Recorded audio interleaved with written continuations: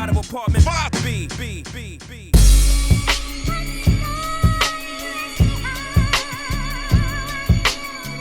You're now tuned into the Apartment 5B podcast, where we chop it up about hip-hop, R&B, sports, love and life.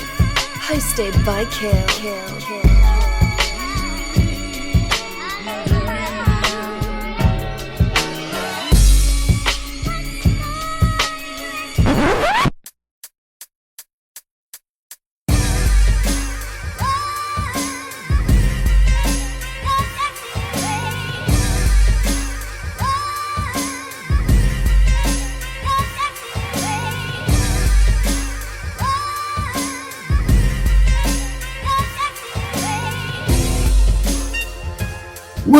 What's good? You are tuned Apartment 5B, hosted by your man, Kel. I got my squad with me in effect, as always. Ladies first. Porsche, what's going on, miss? You know what, Phil? I am just so glad to be here, back on Apartment 5B. I haven't been here for like what feels like 2 years, so it's great to be here. Right. Everybody at home, calm down. Porsche's not on strike. Everything is good. The camera's just not working tonight. No hoopla. No back and forths, no dish shots coming, nothing like that. The camera's just not working. She's not on strike, y'all. Porsche's been paid. She's good. JR, R&B Guru, what's going on, bro? What's going on? Good to be here. I'm about 3 in, so let's do this. All right, here we go. The hip-hop legend out of Philly, the Philly legend. What's going on, Trey? Oh, man, all is well. It's good to be back. Good to see some familiar faces, man. This is going to be fun. I can't wait. Let's get it. Real quick, the new album is out, different. Where can they get it? Give us some quick info on that. Only on TracyLeeMusic.com. That's TracyLee music.com. That's the only place you're going to find it. So that's the only place you can get it. So that's the only place you're going to hear the greatness of this album. I encourage you and all of that good stuff to just put your ears on it. Once you put your ears on it, it's a wrap, man. And we got production by my man Kill on there for all the people that's watching one of the bangers on the joint. So that's it, TracyLeeMusic.com. All right. Eladelph brother, Rel, what's going on, man? What's good? Happy to be here, as always. All right, you already know it is. And we got another Eladelph Steak Life coming for y'all. People been asking about it. So we got, I don't think 2 days go by when people don't send me like 5 places for us to go. So I'm about to start sending out the joints to you and Gage about where we going next. Vegas, Brooklyn, what's going on, fam? About 4 drinks in, man. I don't know what's going to happen. I'm like, I'm only 2 drinks. I got to catch up, man. No doubt. For the first time, we chop it up with my man Drew, Hip Hop since '76 on Twitter. What's going on, good brother? What's good, guys? It's the first time here. Can't wait to do this. Stoked.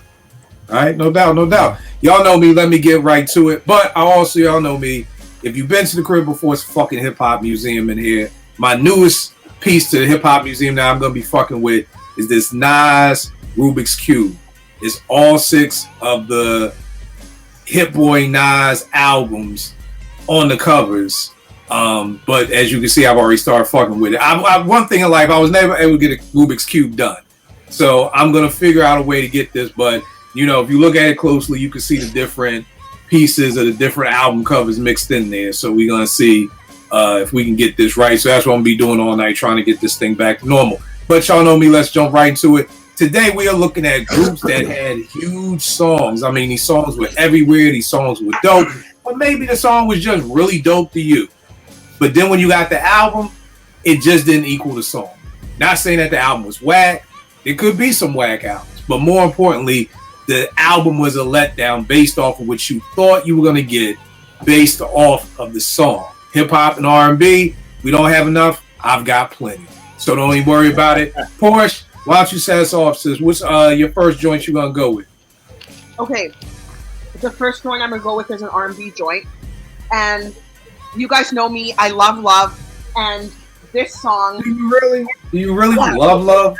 I love. Okay, so when I'm Still in Love with You by New Edition dropped, it was everywhere. And I love that song. And I thought Home Again was going to be a dope album, JR. tone of face. Oh hell no! I'm about to walk off. Hell no! We get started early. And he already said he 2 drinks in, so. Porch, you don't like this album at all? I, you know what? It was a extreme letdown for me. I thought it was going to be just, I don't know. I don't know why I didn't Give me a drink. like it as much as I should have. Everybody drinking but me, as always, man. Some things never change, man. So yeah, the Home Again New Edition album for me was a complete and utter letdown, but I absolutely loved the single that dropped. So I thought it was going to be a lot of that. It really wasn't. So it was just, it was a letdown for me. Damn, you ain't like Hit Me Off? That was on that album, right? Right, yes. Hit Me Off, I think, was on that joint, yeah. Yes. Now, I guess Porsche wasn't fucking with it. All right, I Portia, I got something for you. All right. Oh, God.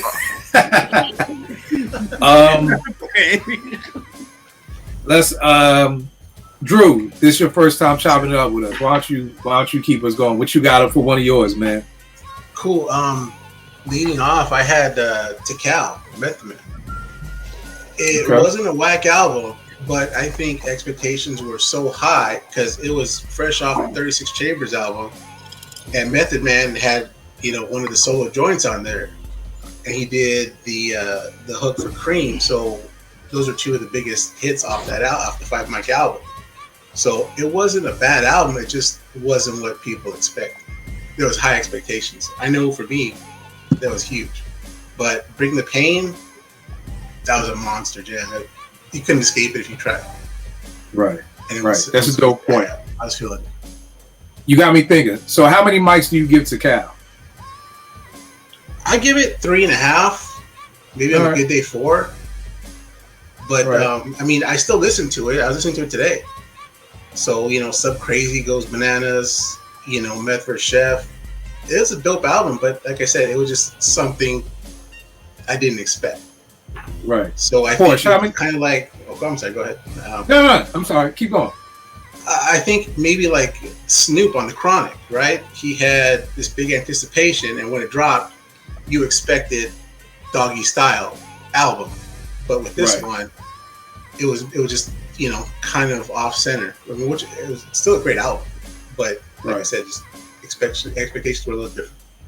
All right, no doubt. Porsche, how many mics you give New Edition's Home Alone? Home Again.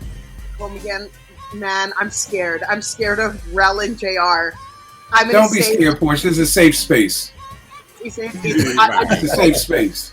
2.5 to 3 mics. Good Lord, that nigga said 2.5. God, she... Yo, I'll tell you what feels good. JR looking at somebody else in that tone of face instead of me. Because normally that's just dedicated to me. So I am happy, Porsche. We're going to just leave you with that 2.5 and let JR be pissed off and shoot for the rest of the night. Got it. He's still pissed off, and I didn't do it. So this is a good day. First joint that comes to mind with me anytime I think about this is Blase Blase Danger. It's 95. That song is everywhere. Anywhere, any mixtape, on the radio, any party you went to, Blase Blase Danger was there. The album Blah Blah Blah dropped in 96. And it just didn't do it for me. I mean, it had Danger Part 2 with Smooth the Hustle, which was crazy. That shit was bananas. They had the Primo remix to Danger, which was dope. But nothing on there even sounded remotely as dope as Danger. And then I think the other thing, because I listened to it the other day, and I was like, yo, every song sounded like his flow was Danger. Like, he rhymed the exact same way with the exact same flow on every song. Like, so every song I'm going, I'm like ready for him to say, when the East is in the house. Like, his flow never changed. And I think that's one of the things that kind of held it back. But I don't think it's a whack album. I guess I'd give it a 2.5 because I never listened to it again. And even listening to it this week, I'm just skimming through it. So yeah, that would be one for me. JR. Oh, and I got an R&B joint. I'm gonna go with Jimmy Kosea. This was this boy who signed to J Records. It was like at the same time Alicia Keys dropped. They was like pushing Fallen and She's All I Got. At the same time, She's All I Got was dope. I want to say Mike City out of Philly produced it. Crazy song. I love Songs Named Honor with Alicia Keys. I thought I was gonna love this album. not whack, but just nothing that I expected from that song. So those are my first joints. Gerald, what you got up for yours? All right. My first one is Allure. Hey, Porsche. No. That's a good one. Yeah, That's a good one to piss her off right back, JR. I see your work. Back. Yeah. I see you's a petty motherfucker, and I like that. I like that. Very. I like that. I look, I'm 4 drinks in, so we can do this. All right. Nah, but I wanted them to win because they actually came out the same time Destiny Child, and I like Head Over Heels better than I did No. You know what I mean? So when I got their joint, I was like, all right, it's not bad, but I was like, yo, but obviously Destiny Child just went through the roof, you know what I mean? And then the whole Mariah thing. So, but I wanted more from the album, you know what I mean? But I loved Head Over Heels. I still rock to that joint, but the album kind of fell short to me, but you know. Totally offhand. Has anybody ever solved the Rubik's Cube? Yes. No.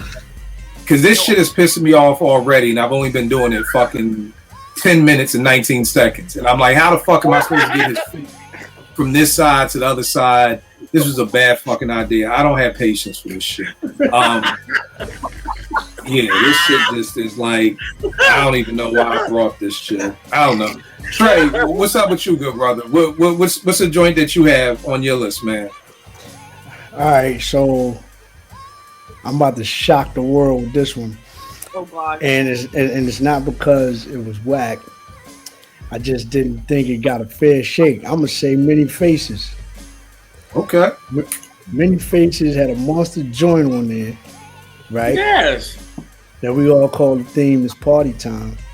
But then some people may say that the album didn't live up to the expectation of the single.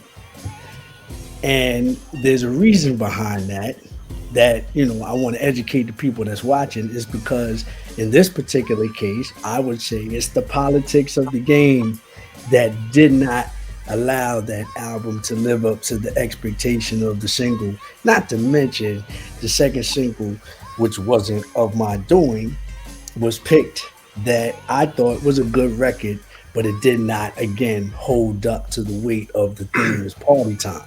So again, me being biased, I think the album is incredible, but there's some, taking an objective view of it that may say, hey, that theme was so powerful and so banging and so big for a new artist that the rest of the album didn't seem to hold the weight for whatever reason. I'm going to tell you it was marketing, it was promotion, it was all of that good stuff, the politics of the building and things like that. But from the outside looking in, the layperson, if you will, may say, hey, that album didn't measure up to the single. All right. What you going to say, bro? Trey, you feel like the timing as well, like it might have been ahead of its time a little bit, the concept and all that? I absolutely. I think people were, so used to, getting the material in one manner. And once you heard the first single, you wanted all of the rest of the records to sound like that. Whereas Many Faces was a very conceptual record, and it was intentional. Like, I didn't want every record to sound like the theme. You know what I'm saying? And so when it comes to marketing and promotion and in these spaces, they always want that next record to be similar to whatever the first thing that they pushed out there. You know what I'm saying? So yeah. And it was rushed. The single pops, so I gotta turn over the album in the next month or so. You know what I'm saying? It's funny. Before I go to you, Rel, one of the ones that's on mine is Illinois Scratches. Oh, come on. That's my first one. Oh, well, fuck it. Go ahead. Bro, go say it. And then I'll follow behind you with the story that comes with it. Because just like Trey, there's a story behind that album. Right. So go ahead and say what you want to say about it. Yeah, they had two banging singles. And then I remember I got the album. I was like, yo, this John not good. You know what I mean? Like, it's not good. It sound rushed, but I know the story you about to tell, so I understand. Like, they got put in a bad spot. Similar to you, Trey. Once they got that single, it was like, you know what I mean? It sounded rushed because they had two really, really strong singles, but the album did not match up to that, and then you kind of really ain't hear from him after that. You know what I mean? But go ahead, Kill. Now, so the story behind that is I'm at 889. I'm talking to the rep, and he's like, well, let me say the album first. I mean, the album Creep With Me, and I felt like we got 439 versions of Creep With Me on that album. You had This Is For My Homies, you had Where My Homies, then you had the Where My Homies instrumental on there. Like, they're literally like every song was for the homies. And then it had I'll Take Her, to me, which was crazy. It had the Be Happy sample before Mary used it. It had one of my favorite, I Love Jane from EPMD. So that PMD looked up and down and said, I'll Take Her. I thought that was crazy. You had Brian McKnight on there. Then here's the crazy thing. So the label rep is telling me, yo, Creep With Me blew up so much. And then, I'll Take Her did. He was like, yo, they only got 7 days to make this album. So they had to make this album in 7 days. You know what I mean? And I'm like, God damn. And the funny thing is, it just always taught me that if I ever got signed, never give your label or anybody anything until the whole album is done. Because if they would have taken their time and made the whole album and then put out, I'll Take Her, and the label says you got 7 days, nigga, I don't need 7 days. Here's the album right here. There you go. You good to go. So again, kind of like what Trey was saying, it's the rush of that album, because I don't know. I mean, Jazzy Jeff technically did it, but it's hard to make an album in 7 days from scratch. You know what I mean? So that was definitely one of mine, but definitely wanted to co-sign Trey's story about his album along with Ill and Out Scratch. That back in those days, a lot of times when you got a big single, it was go time after that. So that's what it is. Veg, what you got up for your first joint? Shout out to Trey Lee, man. I partied to your single like crazy, so don't matter, man. Every time it was in the club, it was on. We was on the floor, so it don't even matter. That's what's up. I got a lot of deep cuts, but I'm gonna start first and foremost. Happy birthday and rest in peace, Prodigy. I think when I heard Keep It Thorough, especially after hearing that's a good pick. I was like, oh yeah, bring this solo album on. And it's not that the album's bad. I just felt like it didn't. I think it didn't live up to the production. Because there were a lot of songs on it that I don't care for because of the beats. I'm like, why is this here? Why is that here? But it was. I just expected more because it was Prodigy and he giving you a taste on the original Quiet Storm, and then you hear Keep It Thorough. You like, this album gonna be crazy, and it just was. It was missing what we thought was going to happen. And again, I think it was mostly because of the production. And, expectations were set by his work with Mobb Deep. So, right. And Quiet Storm and Keep It Thorough felt like that. But the album as a whole just didn't do it. And then fucking Jay-Z comes along and kill you motherfucking ants with a sledgehammer. I was like, oh, well, there it is. It's over now. So, yeah. Yo, am I the only person who doesn't understand this motherfucking cue? Oh, man, my this shit is gonna piss me the fuck off. Like, I'm like, yo, how is this Nas part up here, and how am I gonna get this fucking head over on this side? You're gonna keep twisting that shit to Illmatic and It Was Written and all that shit. It ain't even gonna be same album covers no more in this thing. Watch me get this thing to Naomi and she have it done by tomorrow. Porsche, what's your next joint, sis? My next joint is I'm gonna get crucified for this, but I don't care. Wu-Tang Forever. So for me, coming off 36 Chambers, and then the singles off of Wu-Tang Forever were very dope when they dropped. So It's Yours, Triumph, and then I actually personally thought, okay, it's going to be a super dope album. Then I find out it's a double album, so I was kind of weary about it. And then of course it drops. I listened to the whole thing, and yeah, it's just bloated for me. I'm not in the camp that thinks it's I don't think it's a classic album. I think it's got classic joints on it, but I don't think it's a classic album, and I think that it could have been better. given what we know of Wu and what they could do. So for me, yeah, it was just quite disappointing. I feel you, Pete. And you're not by yourself on that, because I remember in '97 thinking like, yo, RZA is about to take the chip from Preem. Like at that time, Preem to me was the dopest producer ever. I was like, if RZA kills this Wu-Tang forever, it's a wrap.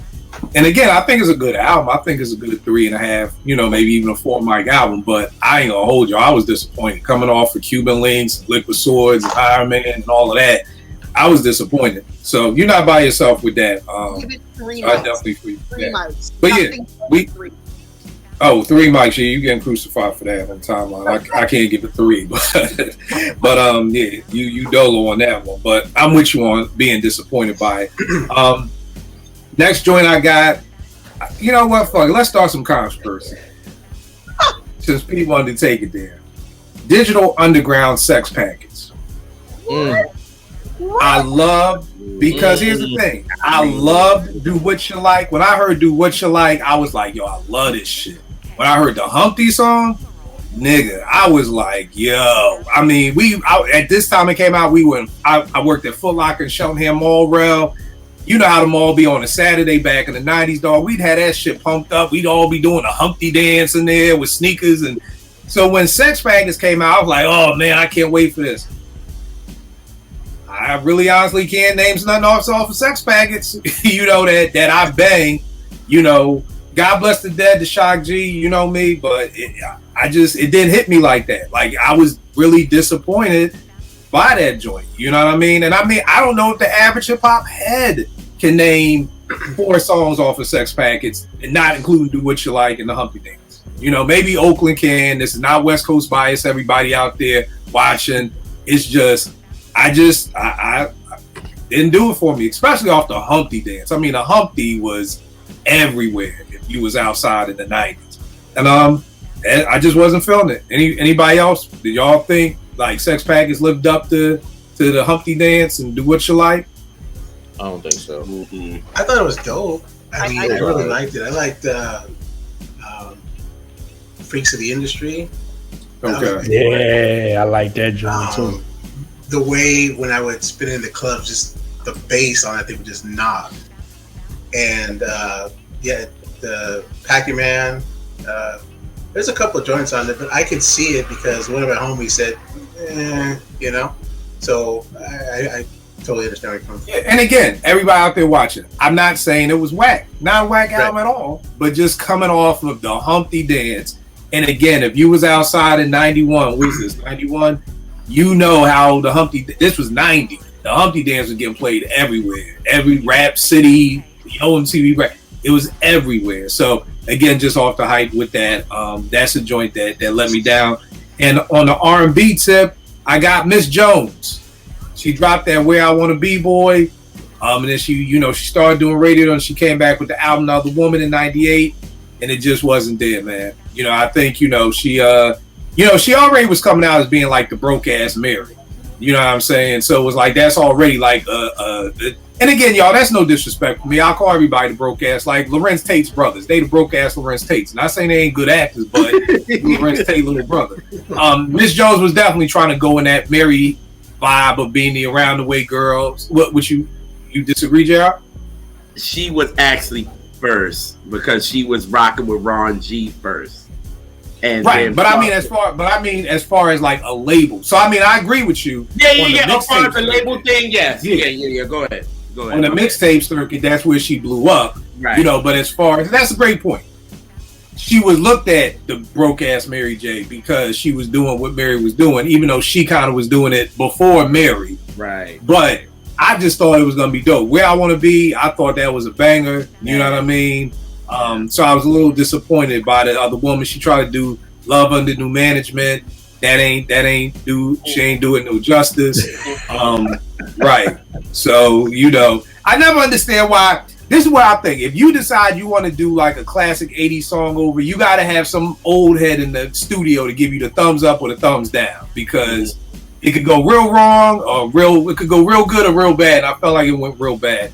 So those are the 2 joints I got up. JR, what you got up next, bro? right, so I got Tony Thompson when he came out with his album Sensational in '95. Tony Thompson. That was from High Five, right? Yes, Yeah. and he came out with Okay. his single "I Wanna Love Like That." That joint, nah, you know what I mean. So it was like he had the High Five stuff. You kind of figured this solo thing was gonna happen. Had a dope single, got the album, and I was like, "That's it." Like nothing. So for me, he had a couple of joints on there, but it was very disappointing, and it was just like, nah. And it was kind of like that was it. So for all that, I was like, nigga, you should have just stayed with High Five. Had the other dudes just lipping after you. Right. How many do you think was the production or the lyrics? Both. Okay. Because this is 95 and he's grown. And he's trying to. Now wasn't Puff supposed to be signing him? I heard that. You know what I mean? But this isn't right. He never officially was on Bad Boy. Nah, but he had already had Usher already. So you got that you dealing with. Then him, you know what I mean? And then it was just like you had so many dudes coming. You had Jason Weaver coming out with his joint. Then you had all these other people coming out with their joints. But I was like, yo, I'm thinking you got the backing of your fans of High Five. You good. You know what I mean? But then when I get the album, I'm like, yeah, I'm good. You know what I mean? All So right. then it was just like, yeah. How many mics do you get that album? 2.5 to 3. You said 4.5? No, I said 2.5 to 3. 2.5 to 3. Okay. Mhm. All right. Mhm. All right. He don't get a 4. I was about to say, damn, well, that ain't that bad, then. Nah, no. 4.5. No, Pretty sir. damn good. Nah, I'm good. All right, Trey, what you got up next, bro? All right, I'm gonna go in my R&B bag, man. I'm gonna go H-Town, Fever for the Flavor. I got that too. I got that too. That's knocking the boots, right? Yeah. Yeah, that album was bad, man. Terrible. Yeah. That's a red thumbs down, man. Knocking the Boots was so crazy. You know, that was a monster record. The boy Dino can go. You know what I'm saying? So I'm saying all the elements are there. I'm like, yeah, they about to kill it.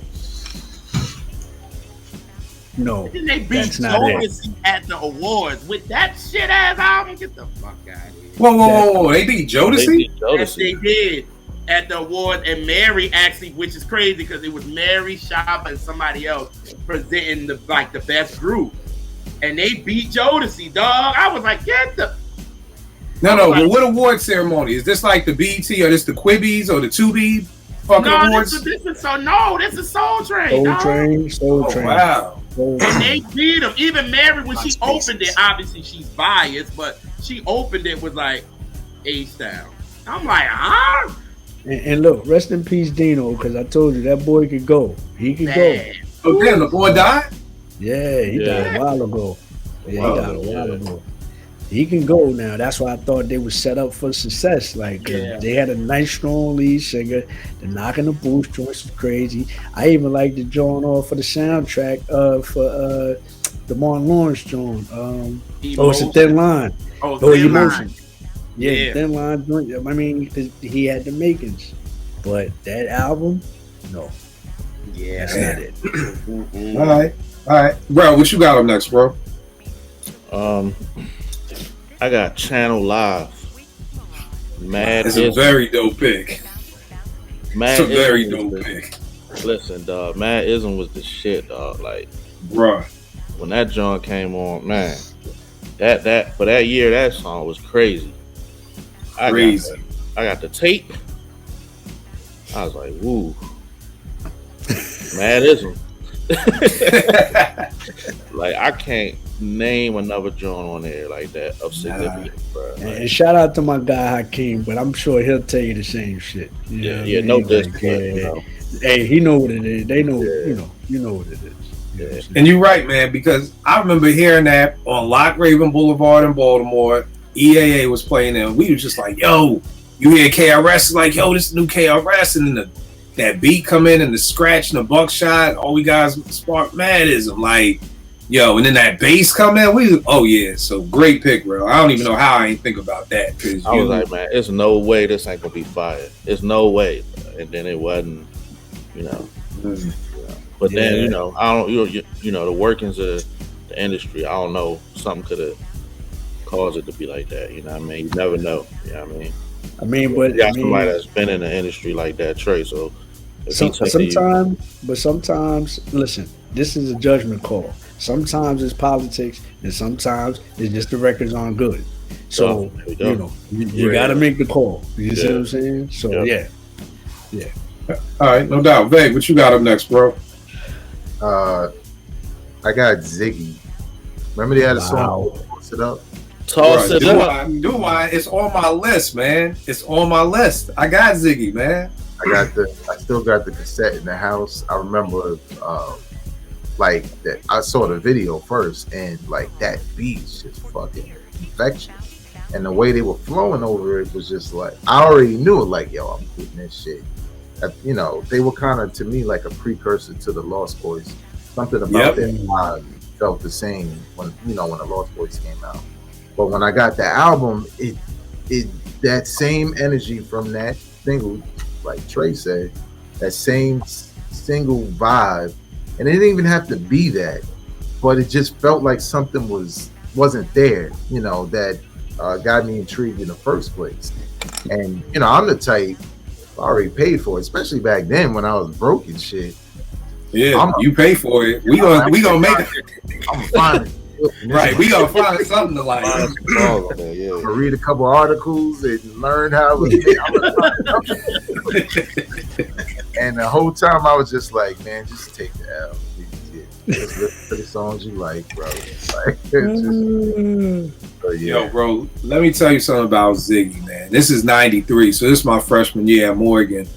Yo, Toss It Up, but it was the Raking in the Dough joint. Raking in the Dough. Then they had the dance hall remix to Raking in the Dough. Right. The video was crazy, and bro, you just said low.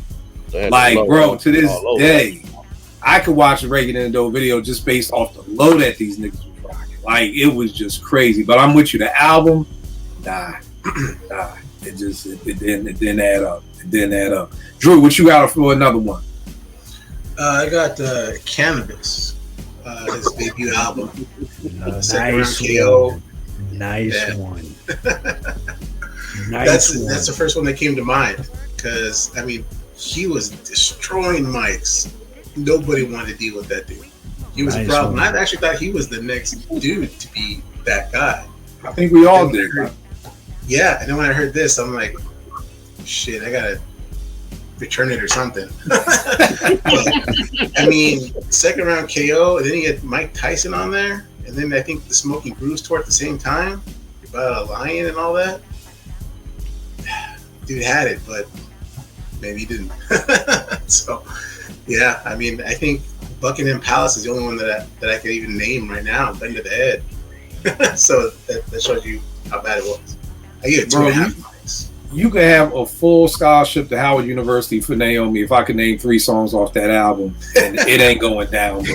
I'll be making up songs like, was Beast from the East on there? Maybe there was a song called Cannabis. Was it a Second Round Knockout Part 2? Like, I have no idea any names of any songs on that album. That's literally has to go down as one of the most disappointed albums in hip hop history. You know, and the funny part is how now in 2023, in the Lord's year of 2023, people on Twitter try to make it sound like it wasn't that bad. No, yes, the fuck it was. Really that bad. Bro, there are a lot of dogs. There are people out there that's like, yo, it wasn't that bad. It wasn't, yo, stop. It was horrible.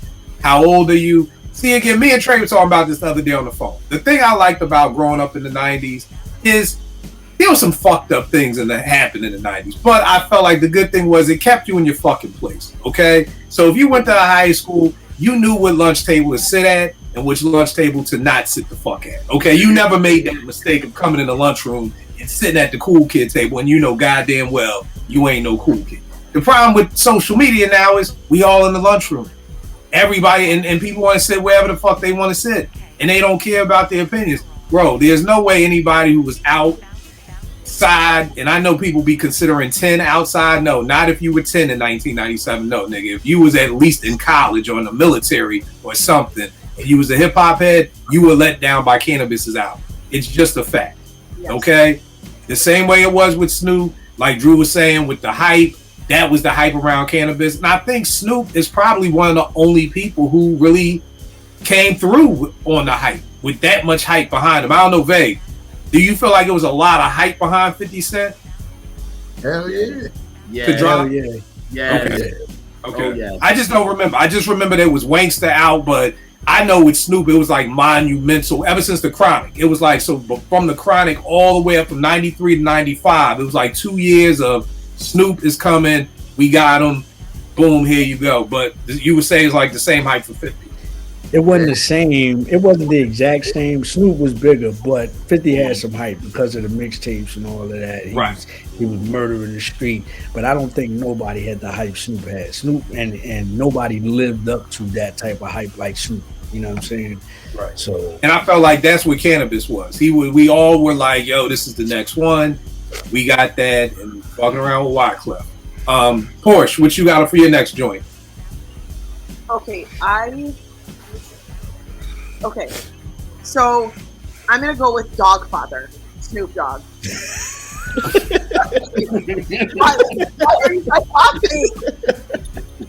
What was the single? I mean, what was the single? What was the hype that had you? No, here's the thing. No, I get it. I get why you guys are laughing, but the hype around that was, I actually liked the Dogfather single. I actually liked the title album. I didn't even know it had a single. It did. It had two, Vapors and Dogfather, and I actually liked them. the Dogfather. But Dogfather was... I'm sorry. Didn't he do Vapors on... No, he did Lottie. He did a remake of Vapors too? Yeah. Vapors was on that one. Yeah. Wasn't the single Snoop's Upside Your Head? Yeah. There was singles. I apologize. Time out. 20-second time out. This nigga had a song called Snoop's Upside. Yeah, he used to get it. Right, I know. Let me just go on it. Let me go back to my Rubik's Cube. Keep talking, Porsche. Let me just go back. Anyways, all I'm saying is, listen, he's the most disappointing album in hip hop for me, and the reason for that is just how good Doggy Style was. That anything like, listen, I stopped listening to singles. You guys know that about me. I stopped like years ago now. And it's for reasons like this. You hear a single, you're like, okay, I can mess with this. And then you're like, okay, the album might go. Okay, thanks, Ray. Yo, now y'all got me. Now I gotta go here Snoop's upside my head. So don't do it, Phil. No. Oh gosh, Snoop's upside your head. I mean, again, nobody in the studio wanted to be like, bro, come on, like you know, G's and the Gangsters. You know what I mean? Like, ain't no fun. Like, can we come up with a better? Dogfather is a one mic album to me. It's brutal. I mean, I give him one mic for effort. I can't stand that album. One. Damn. One mic album. But anyway. What? I said, no, I'm not mad at it. I mean, I've never heard. Here's the one good thing. Even on Twitter, I haven't heard anybody ever say anything positive about the Dogfather, even on Twitter. I'll take it a step further. I haven't heard anything say anything about the Dogfather. Anything about it? I have had people actually come at me about, they're like, oh, you think Dogfather's trash, but you like so-and-so indie artists. And I'm like, well, yeah, they're 50 times better than anything Snoop put out after Doggy Style. Like, I don't know what to tell you. But anyway, Dogfather, massive disappointment. One mic album. I thought it would be okay. I thought I could get with it. Absolutely not. That's an album I absolutely never replay. It's horrible. One mic. You Nas and gave it one mic. Speaking of Nas, how am I supposed to get this fucking side of him at the bottom? Hey, this Ruby Q kicking his ass right now. Yo. And somebody told me, he was like, yo, OG, just download the algorithms and you can figure it out. I'm like, Rubik's Cube have fucking algorithms? Like, what? Wow, that's new. I was like, whoever said that. Right. like, just download the algorithms and you'll be fine. I'm like, I don't even know where to fucking look for the algorithms, period, for anything in life. But okay. Next one I'm going with is All City. They had an album out called Metropolis Gold. They had 2 singles, The Actual and Priceless, which was both crazy. Primo did the actual, Pete Rock did the Priceless. It was crazy. And the album was, I can't even get this thing more than 2 mics. Like, it was a huge letdown. I almost feel like if you cannot afford Pete and Preem to do your whole album, then you should not have them do your singles, because anything less is going to be a letdown. It was a weird, like, Jay-Z Volume 1 type album where half of it was trying to be hood. Then they had this joint called The Hot Joint, remixed by Clark Kent, which was trash. And then they had Live It Up, which was trash. And the crazy thing is they had Rock Wilder, Ron Lawrence, Clark Kent. You know what I mean? And I felt like with that lineup, you would think they'd be getting some hot shit. And I felt like they just got all D-level beats. Like, they just was just like, these niggas was just giving them away, just throwaway beats. Like, these niggas ain't nobody. Because Ron Lawrence, the same fucking year, gave Jay-Z fucking, you know, Where I'm From. So it's like, dog, how you giving Jay-Z this shit and turn around and giving these niggas this shit? The other thing, one of these niggas wanted to be a singer, too. In Vague. They came through 889, we chopping up, and then dude was like, yeah, you know, I sing. And I was like, you sing what, nigga? Like, what are you talking about? You sing? And he was like, nah, I like sing. I rap and sing. And I'm like, okay, I don't. Now keep in mind, it's 98. Like, this is not no Drake. We ain't at no Drake shit yet. It's like, I don't know if that's gonna pan out. And he sung on one of these R&B type joints on that album. He sung on that, and he was not lying. He attempted. He sung on that album. Like, yeah, he did Daydreaming. He did Live It Up. I mean, and it just was not a good album, especially if you're coming off of, you know, the actual. You know what I mean? If y'all never heard the actual, Google that, YouTube it. One of my favorite Premier beats. We got the 12-inch in that 889. Never heard of All City. Nobody had played it, but we just saw it produced by Pete Rock and Premier. Was like, throw that shit on. It's got to be dope, and it was. Not the album. And then on the R&B side of things, I got Case. Touch Me, Tease Me. I had that the too. The single was crazy. You know, the Touch Me, Tease Me, the joint. You know, having Mary in the video was like, yo, this shit is dope. You know, you got the whole Schoolie D thing going on, and then Foxy killing it. Then you got the album. I think the only album I liked on there was this joint called Rain. You remember that, JR? Yes. Now, was that before or after SWV's Rain? That was before. That was before. You sure? Trey says after, you say before. I thought. Because SWV joint came out in 97. His came out in 96. Okay. Yeah. Okay. All right. Just reminded me of Rain a little bit. I didn't know who bit who or whatever like that. But that was it, because I really thought Case was gonna have a crazy album. And he did. JR, what you got next, bro?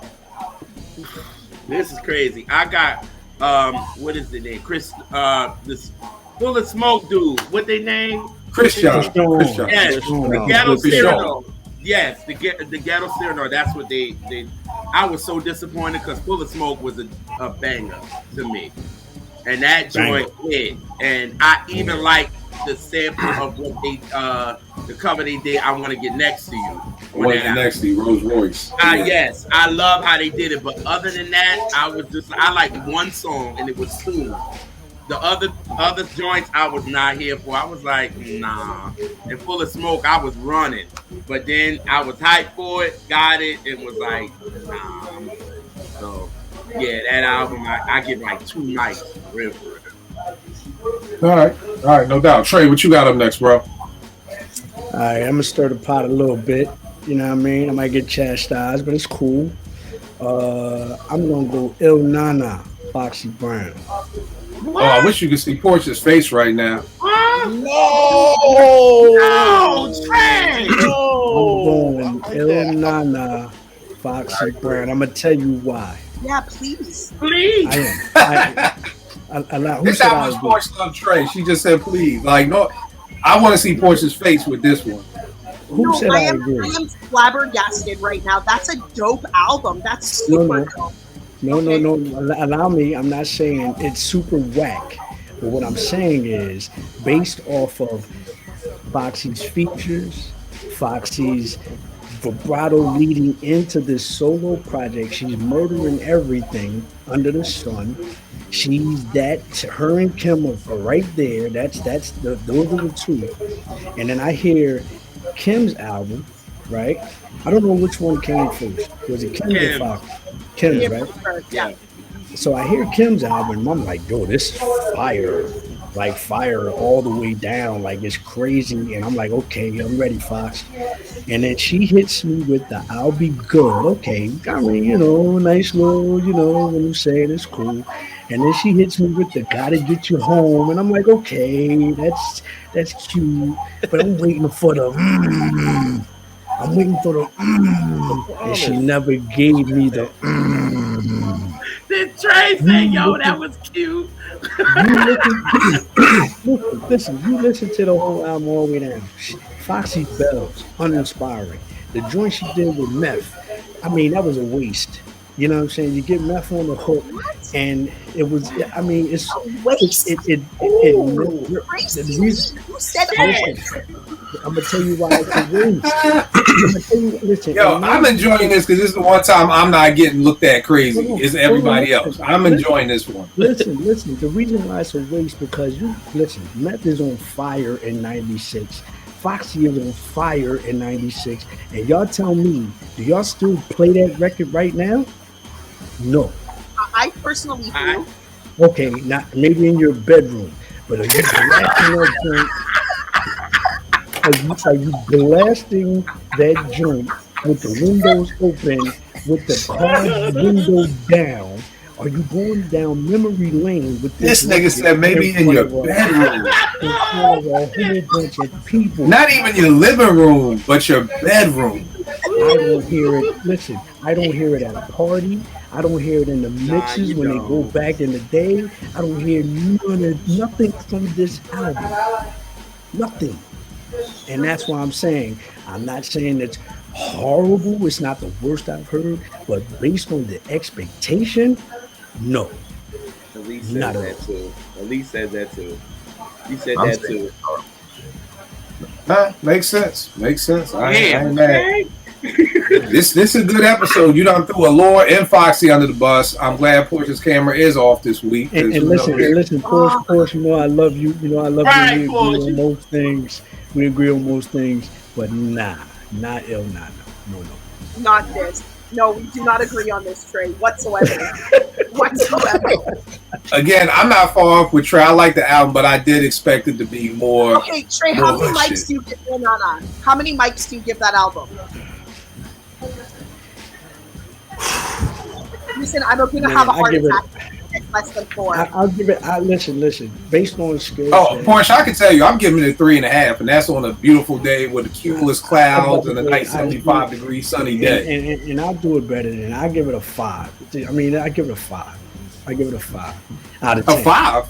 Oh, out of 10. You done skewed the system. I don't even. So basically, he's giving it 2.5, Porsche. Yeah, 2.5, 3, 2.5. 2.5. Not take Tracy Lee to court? Like, what? I mean, you can take it to court, sure. Porsche, that's a payback for New Edition, so we good. You said payback's a grandmother, huh? Payback's a grandmother, like I actually like that album. What do you give it, Rel? What do you give it, Rel? I'm with you, girl. Rel, what do you give it? 3.5. 3.5. 4. I give it 3.5. 4. You said 4. I liked it. Bro, 4 bedrooms. 4 bedrooms. I like it. We are not going down Rel's bedroom fucking hip hop stories tonight. So don't give Rel no 4 bedrooms or nothing. What you give it? A 1. See? Good Lord. Yo, we got caught at a Nas. You got a 1 mic. Trey made the case for it. Expectations, Foxy on the mixtape, on LL joint, on it. Yeah. It wasn't on that album in the way it should have been. You and Tone talked about it. You and Tone talked about it. Right. And look, don't get me wrong now. Get You Home in the Club. I was in there with for sure. Step. I was in there with Step, but I was like, but this Foxy. Right. It's Foxy. Like, It's Foxy. Now she made up for it later. Sure. Not on this one. I agree, bro. Hey, everyone. Drew, how many mics you giving Foxy Brown's Il Nana? 3. Right, yeah, see, I'll give it 3. I give it. It was cool. It was cool. Yeah.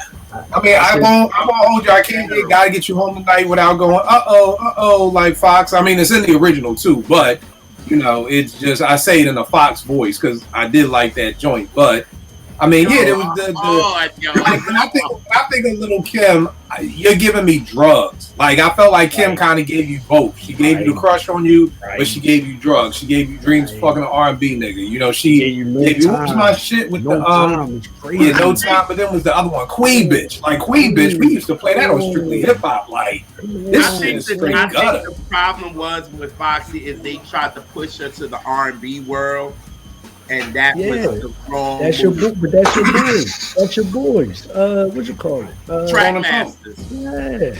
That's what I'm saying. They pushed her to that, even though I liked it, Porsche. I liked the album, but they pushed her that way, and they pushed Kim more to the hip hop stuff with drugs and Queen Bitch and all that. Like they gave the hip hop lovers what they needed. Foxy was dedicated to the R&B world, and the R&B world didn't really know her. Right. All right, let Porsche have a heart attack peacefully. Well, what's your next joint? I'm gonna go with Sauce Money. Very good pick. All over the mixtapes with Jay and all. I'm like, yo, the pregame John, all that. And yo, pregame is one of the hardest fucking songs that's like under 2 minutes in the history of hip hop, man. Like Jay kills his verse. What that nigga say? Brought my first rollie for Manny. 30 burners, my crew never hand me. Nigga, we fan. Oh my god, Sauce was bodying shit. Yeah, and the album had like 2 joints on it I really messed with. This was underwhelming, you know what I mean? And he was, he was on a lot of the Jay stuff. He was on Reasonable Doubt. The freestyles they had on Clue, like I was like, yo, he about to do something, man. And I got the album. It was like, I think it was called like Middle Finger You. Middle Finger You, yep. And it was, I didn't even like the joint Primo did on there. I mean, it was cool, but it wasn't no banger from Primo. It was just okay, you know what I mean? It wasn't garbage, but it wasn't good, you know what I'm saying? So I was disappointed with that joint. Here's the thing. Let me ask Trey this. Trey, how much leeway, how much pull did you have when recording your album? And the reason why I'm asking this is because my OG, a kid called Roots, him and Sauce have an album together, bro. That Roots, I was at his crib in Queens, and he let me hear this album that he produced for Sauce, and it's everything you expected it to be. Everything. Beats of bananas, rhymes of bananas. I'm just sitting here like, so why is this sitting around, and why do we get Middle Finger You? Like, so it's 100% possible for him to make the album. But Trey, how much leeway, like, do you think, and maybe yours is different because I know you had your deal with Mark, so you and Mark are cool, but how much freedom did you have in making your album? Because it's hard for me to believe that Source would make this album and the label put this out, but then you got this incredible, like, literally 5 mic album, everything you would expect from Source, sitting in my man Roots' crib in Queens, that's just sitting there. Well, me personally, and I think you hit it on the head, and I think because of the fact that the theme took off so fast, I had a lot of leeway with recording my album. Now, where I didn't have the leeway was picking the singles and how the marketing department wanted to push, certain records at when they wanted to push them and how they wanted to push them. I had no say so, or at least I was given the impression that I did, but I really didn't. But as far as what went on the album, I had 100% autonomy. You know what I'm saying? It was, because we had to, and most of that album was my demo. You know what I'm saying? But again, like I told you offline, that I think I made quality records even with the demo. So it was fortunate that I did it that way, and I didn't foresee it coming down the line. But I had 100% autonomy making the album. It was just picking the singles where it was some discrepancy. You know what I'm saying? All right, no doubt. Vay, what you got up next, bro? I got one where the album wasn't bad at all to me, but I expected more success. Smooth the Hustler. Language, obviously. I even like the whatever, Everyday Hustler, whatever it was called. I like what I heard, and when I heard the album, I liked that. It was Once Upon a Time in America, I think.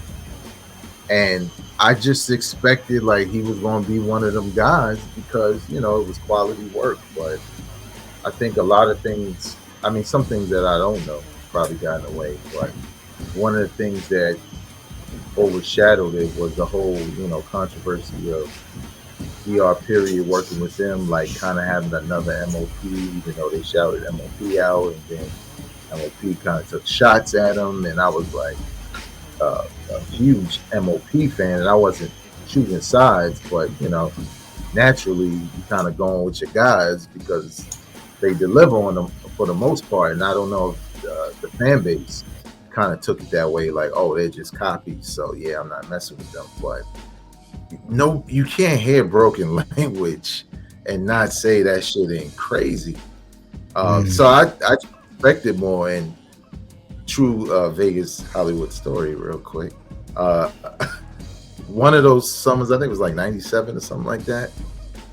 So I was home and I took a job in this sneaker store called Sneaker Stadium that used to be where around where the Barclay is now. And it was like supposed to be this huge sneaker store and all of that. So, sneaker store downtown Brooklyn, everybody coming through because they thinking they got everything.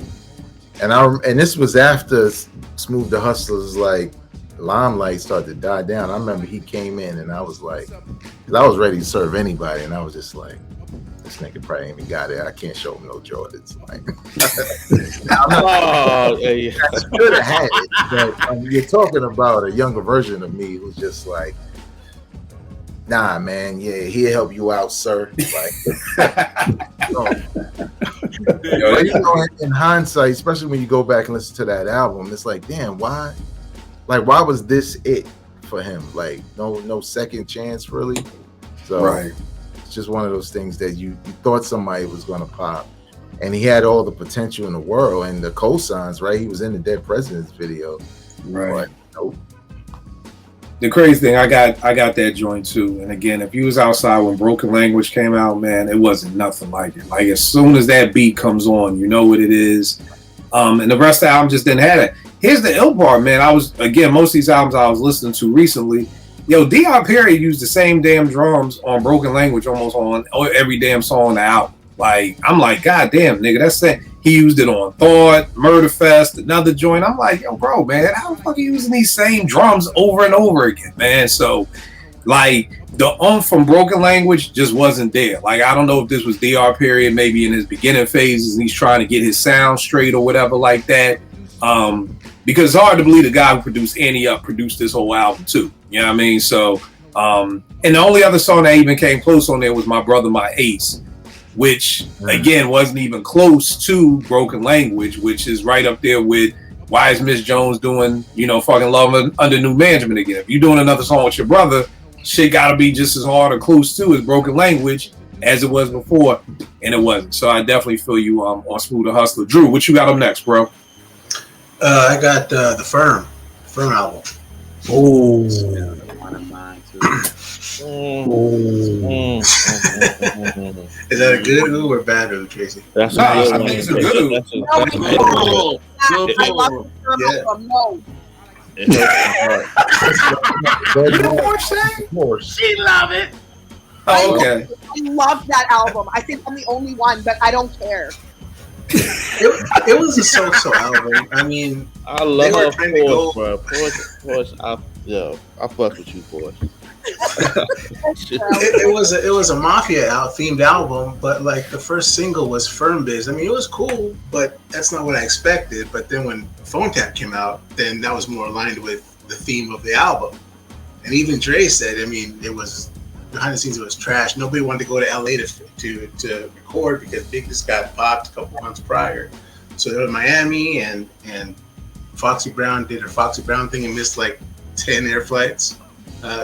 10 flights to the recording session, so I think she's only there for like half a day to record the whole album, all her verses. So it was just a mishmash of a lot of moving parts that just did not connect for me. But Right. yeah, What year was the Firm? It was in '97. 97. 97. And it's funny because we just got finished doing a salute year to 97. And I think the problem was that year was such a year of Stacks.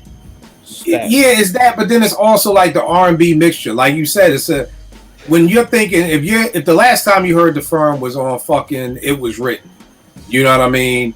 Then your expectations isn't Firm Biz. Because to be honest with you, I've never heard the album. I've never listened to the album because when Firm Biz came out, I was like, these niggas rhyming over Square Biz. I'm good. I'll pass up on that. And it just nobody throughout life has ever been like, nigga, you ain't here to Firm. You need to listen to that shit tonight. Yeah, So I would never say that. I would never say that. And again, of course, I've heard Phone Tap. There was a single I heard it, but Firm Biz just turned me off so bad because I was just like, y'all rhyming over Square Biz, like. Yeah. But I get it that's where the industry was at. You know, we're smack dab in the middle of the shiny suit era, and it's like, yo, if you want to get some run and you want to get some burn on these video shows and on these mix shows, you gotta hit them with a Square Biz joint. And it just was like, okay, but like I said, to this day, nobody has ever said that the album is great. People have told me there's really good songs on there. Like I think I'm Leaving, people tell me about, you know, but for the most part, nobody's ever been like, yo, you really gotta tap into that Firm album. So the record didn't mess with me. Got popped. He What'd you goes, say, Porsche?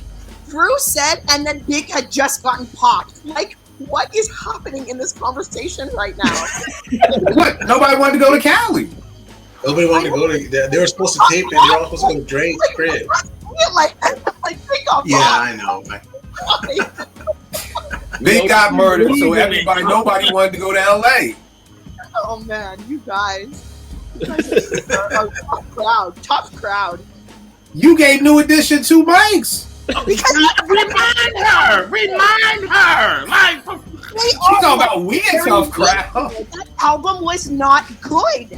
what? And you gonna say the Firm is? Hey. All right, here's the thing, JR. You've been drinking, okay? I'm not going. She gave Home Again 2.5. Remember, everybody, we all hear music differently. We all hear music differently, okay? I just came from Cava. I said put about 100 motherfucking pink onions on that fucking pita bread right there, man. You know what I mean? I love onions. Other people don't, man. We all listen to music differently. JR, remember the LL Cannabis argument with me? Oh yeah. You right. Well, Porsche, what do you have up next? Who are you going? What are we doing, Porsche? Right. So you guys are gonna make fun of me again, and I don't care. Tracy Lee, I'm ready for your faces and your laughing and so we are in 2000 and what year did this drop? Damn it. I would say 2004. We've got Eminem dropping Encore, but then we had Toy Soldiers, which I actually a lot of singles. I liked like Toy Soldiers and Mockingbird. So I thought the album was going to be super dope, and people think I hate on M all the time, but I don't. I love M's 3 albums. But that Encore album was a wild disappointment, and M's been a disappointment. Like the albums have been disappointment thereafter, but that album actually really disappointed me because I thought like Toy Soldiers was actually really good, and it was kind of everywhere at the same time. Like, and of course, like Eminem's fan base obviously gasses up all his albums, but I just found that album to be a super disappointment. So I've never even heard Toy Soldiers. I didn't even know it was a single. And I'm putting this Rubik's Cube. I literally have a headache right now, y'all. I have a fucking headache trying to fuck with this damn Rubik's Cube. So I'm just gonna put it down. I need a fucking. My head is hurting literally, like from trying to figure this shit out. Yeah, Paul. I'm sorry. I never even knew M had a single called Toy Soldiers for that album. Oh, that Encore album was terrible, bro.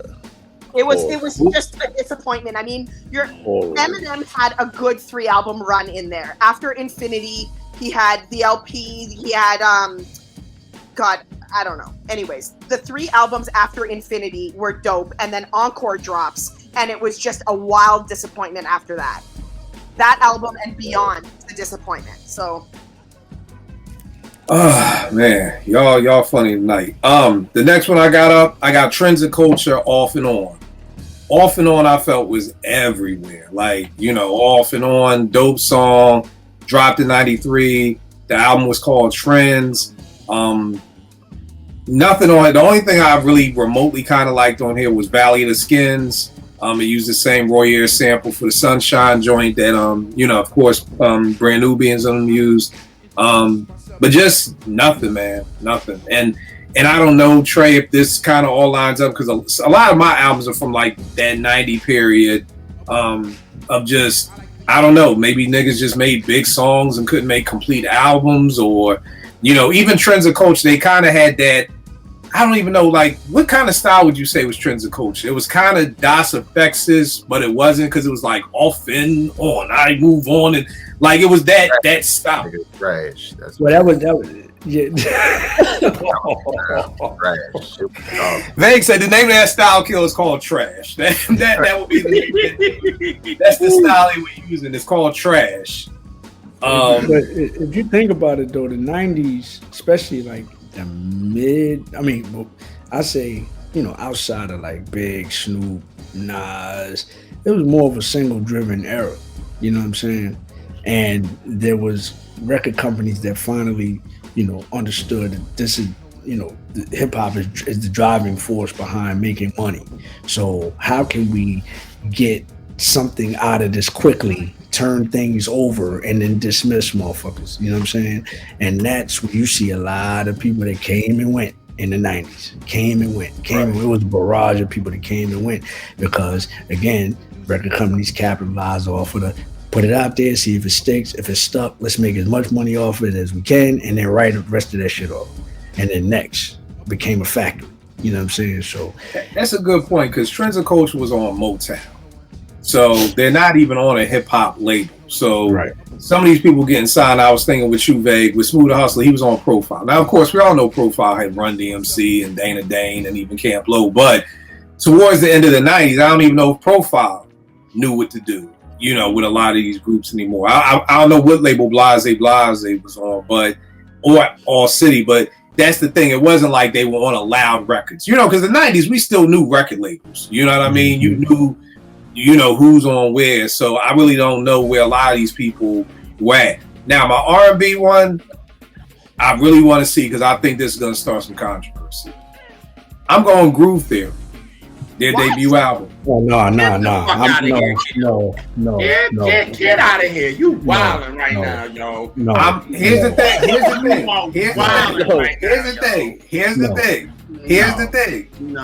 thing. Y'all are acting like I said intro. I did not say intro. We are not putting intro and Theory's album on the same line. Here's the thing. Tell Me was everywhere. I'm expecting 5 mics. So y'all telling me Groove Theory gave y'all 5 mics? Hell yeah. We got 2 different definitions of 5 mics, because okay, that's a 4, but that's what I said. I'm not saying that the album was whack, but Tell Me was everywhere. So my expectation, Trying was dope too. I like the Hello and Keep Trying. Those were the 3 joints that I really liked. And that's it. I mean, the other stuff was cool, but again, this is based off of expectations. Again, Tell Me was everywhere. You could not turn on the radio, watch a video. You couldn't do anything without hearing Tell Me. And again, for me, I'm expecting 5 mics from this, because I'm like, yo, Tell Me is dope as shit. This is crazy. I can't wait to get this album. I get the album is good, but it's not the Five Mics. Remember, that's how we started the show. Like, we're not saying that these albums are whack. It just didn't give you what you were expecting. Vague, I saw your face. What did you think about Groove Theory? I agree with you. I think maybe my expectations are too high. But JR, you acting like we said the album was trash. It just wasn't. No, y'all ain't saying it was trash. Because for y'all, I'm shocked because I'm like, yo, the shit on this joint, like, Good to Me and Angel and Did You Know, like, what? And for y'all to be hip hop heads, that's why I'm like, huh? Yeah. Again, just the expectations. You know, if you giving me, because here's the crazy part. Tell Me, to me, is a Five Mic song. Yeah. Like, you can play Tell Me right now to this day. And if you have people of a certain age, they are gonna sing every fucking word to that song. Mm-hmm. I expect the same for the next song. It's like sometimes we set, and that's what this is about. It's like playing in the league. You want a player who's going to give you 30 points a night. You don't want no player who gives you 45, then 10, then 22, then 4, then 12, then 32. No, you want somebody who can consistently give you. I know when I put Steph on the floor. What'd you say? You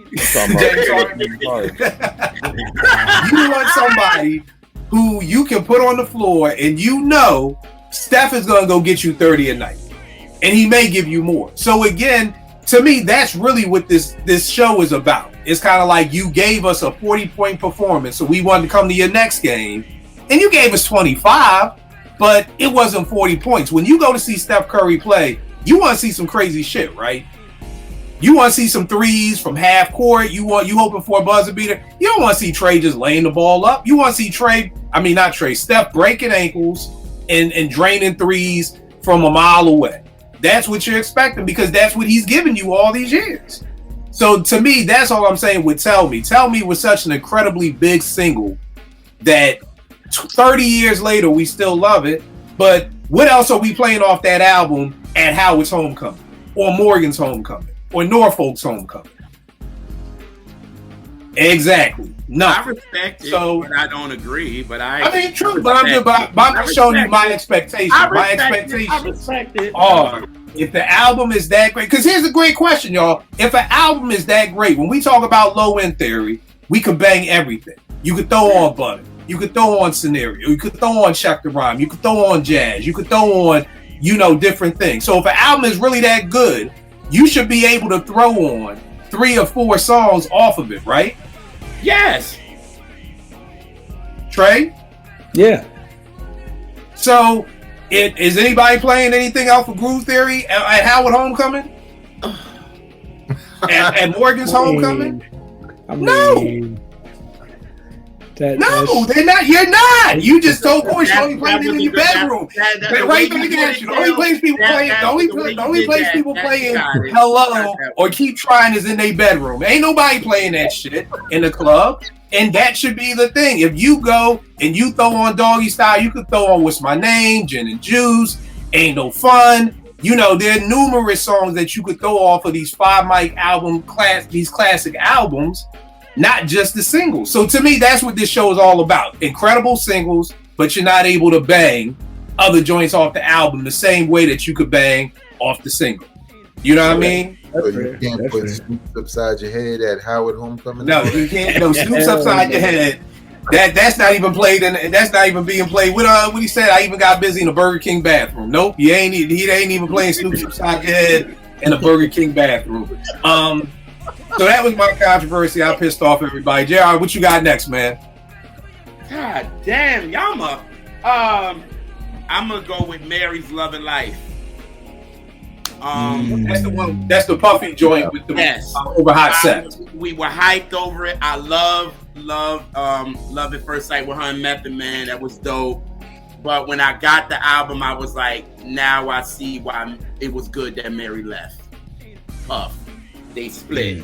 You know what I mean? Like, it just showed that because Puff is such a fan of Mary that he forgets how to, well, he don't really produce anyway, but you know what I'm saying? At the end of the day, he just don't know how to, he didn't vocally produce her right. The sound was there. It was like cool, but it was just, disappointing for them to get back together, and we got that. It was like, nah, because, and again, Mary didn't do what she wanted to do, because then when she got the breakthrough, she did what she wanted, and it was a big blockbuster. So it was like, yeah, that You and Puff stuff is done. You know what I mean? How many mics do you give that album? I had to really grow with this album for real, but I give it a 3. Okay, I give it a 3. right. But it was disappointing when I got it. But to see the DVD and to see them arguing and going back and forth, and that's the joint when she was talking about the life force, and he was like, "Fuck is you talking about the life force?" Right. Okay. Yeah, he was AB in the record and all this, and Mary was like, "I don't feel that grit." You know what I mean? And it was the argument, and then when you watch the DVD, you like, okay, this is why we got what we got. You know what I mean? They wasn't on the same page then, so that was disappointing for me to get that as a fan of her, and y'all know I'm a fan of Mary, so it was like to get that, it was like, damn, you know what I mean? So yeah, it was that. All right, Trey, what you got up next, bro? Man, I hate to do it because this is my guy, and he's one of the greatest MCs, rappers to ever grace a mic. But Kiss the Game Goodbye is not it. You wait, time out. Leg on the play. I don't know what to call it. You went with Kiss the Game Goodbye and not top 5 Dead or Alive. That album was, he owes me album. Take the pick. Take the pick. Take the pick. Oh my God, Take the Tracy, pick. I just don't even know right now. See how God works? See how God works? This is the day that Portia's camera doesn't work. Because do you know what Portia's phone would have been like by this time? I wish her camera was on right now, bro. Listen, 16 records. There's 16 records on that album. And it might be a little less because of some interludes. Maybe, hold on, no. There's 16 records, 4-minute, 5-minute records on this album. 16. And this is the joint with We Gonna Make It, right? Yep. Listen, oh my God, I don't even, you guys, what is happening right now? We did New Edition to 2. Like, Vegas is just looking at the Vegas, like, say something, man. What y'all think about the album? It's not a good. It's not good, man. It's not good. It's trash. Am I saying something out of I think it's trash. I'm just asking. I don't think it's trash. I just don't think it's crazy. You don't mean the expectation of a Jadakiss, and this is his first solo album, and you mean to tell me it lived up to the standard of Jadakiss the Great? No, is that not what at you're all. telling me? Is that what you're telling me, Porsche? Is that what you're telling me, Rel? I thought it was very good. I don't think it was a disappointment to me. It wasn't. It was an enjoyable album. Oh my God, I don't know what to say right now. Drew, holla at me. Am I off base here? Oh, I'm hold up. Time out, Porsche. You weren't you liked this album? Yes, I like this album.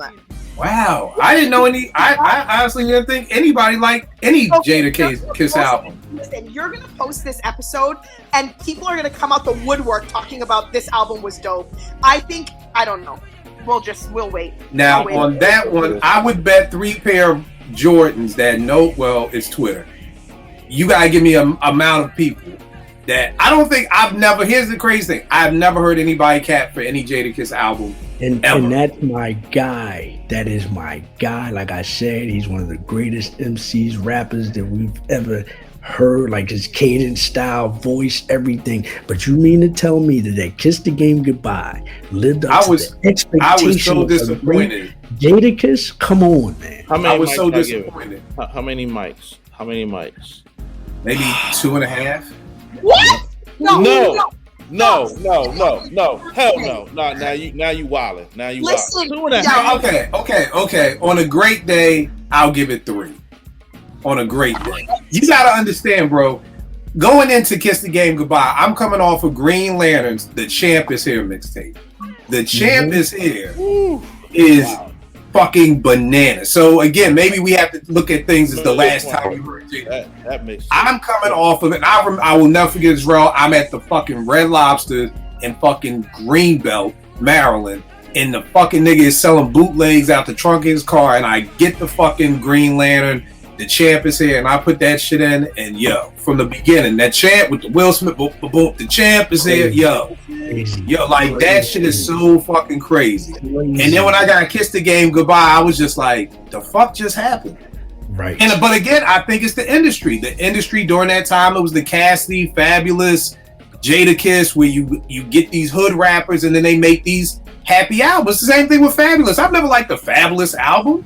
You know, can he spit? Yeah, but we get that on the fucking soul tapes. You know what I mean? So just about it just being a disappointment. I ain't calling it a whack. I'll give it a 3. I'm not calling it whack, but I was definitely disappointed coming off the chances here. The industry drops Knock Yourself Out. Trash. The streets chose We Gon' Make It. That wasn't even supposed to be the single. The streets chose that. Same thing with Smooth Hustler. They had Hustlin' was the single. Hustlin' was what they were servicing the radio, not Broken Language. And the DJs heard that, and then they put on the B-side. I was like, oh, fuck that. We playing this Broken Language. You know what I mean? And that's the point. I hear Knock Yourself Out. I'm just like, what the, huh? I know he don't enjoy performing that record. I could see it in his face. But he has to. I always felt like the knock on Jadakiss was that he doesn't have not only a classic album. I don't even think Jada has a great album in his catalog. One of the greatest MCs I think out there, but he just, and to this day I wonder, like, Styles got better albums. To me, Styles got better discography than Jada got. Hands down. I agree with you that Jada doesn't have a 5 mic album in his catalog. I can agree with that. But Kiss the Game Goodbye is it's better than good. It's not a classic, but it's better than good. Okay, well, look at it like this. This is like the time that me and Beezel went back and forth and we both gave Nasir 3.5 mics. That was hilarious. Better than good, 3 mics to me is good. If you're saying it's better than good, 3.5, I'm not mad at that. 4 mics, solid. But 4 mics is now great. Now we're going in the great category. See, now we're going to another tier. Great. I'm just not calling it a classic. Okay, well, okay. It's not, I mean, you got 4, I got 3. You know, but again, I was totally disappointed coming off the champ is here. I was like, yo, this shit about, and then here, are we gonna make it? Because to me, but again, I'm not even, well, at some point I do blame Jay. I don't know who to blame. Because Style knows how to make albums. Blame Puff. When in doubt, blame Puffy. Even when he ain't on Bad Boy, no boy still blame Puff. Like, top Puff is nowhere around. But I just don't know what it is with Kiss. Because, I mean, Styles could be like, yo, bro, do it this way. Like, do what I'm doing. Or why have we never... What producer doesn't want to work with Kiss? You think Alchemist doesn't want to work with him? Or fucking Hit Boy? Or Jake One? Any producer who... Let me ask you this, yo. What do you think the problem with the album is? Because there's some shit on there that's like, yeah, but is it too many songs? What is it? To be honest, I would have to probably go back and really dig back into it. I just remember getting it and just being disappointed. You know what I mean? So again, not whack, but it's just Jada. I mean, when you think about Jada, if you ask me, Kill, name some banging Jada singles, I'm gonna name We Gonna Make It. I'm gonna name Why, and then I'm kind of left. I'm kind of left stunned on like what's, without looking at iTunes, without looking at anything. Like, can y'all name me some Jada songs outside of like Why and fucking Knock Yourself? Even the songs that may not be great, I can name them, but.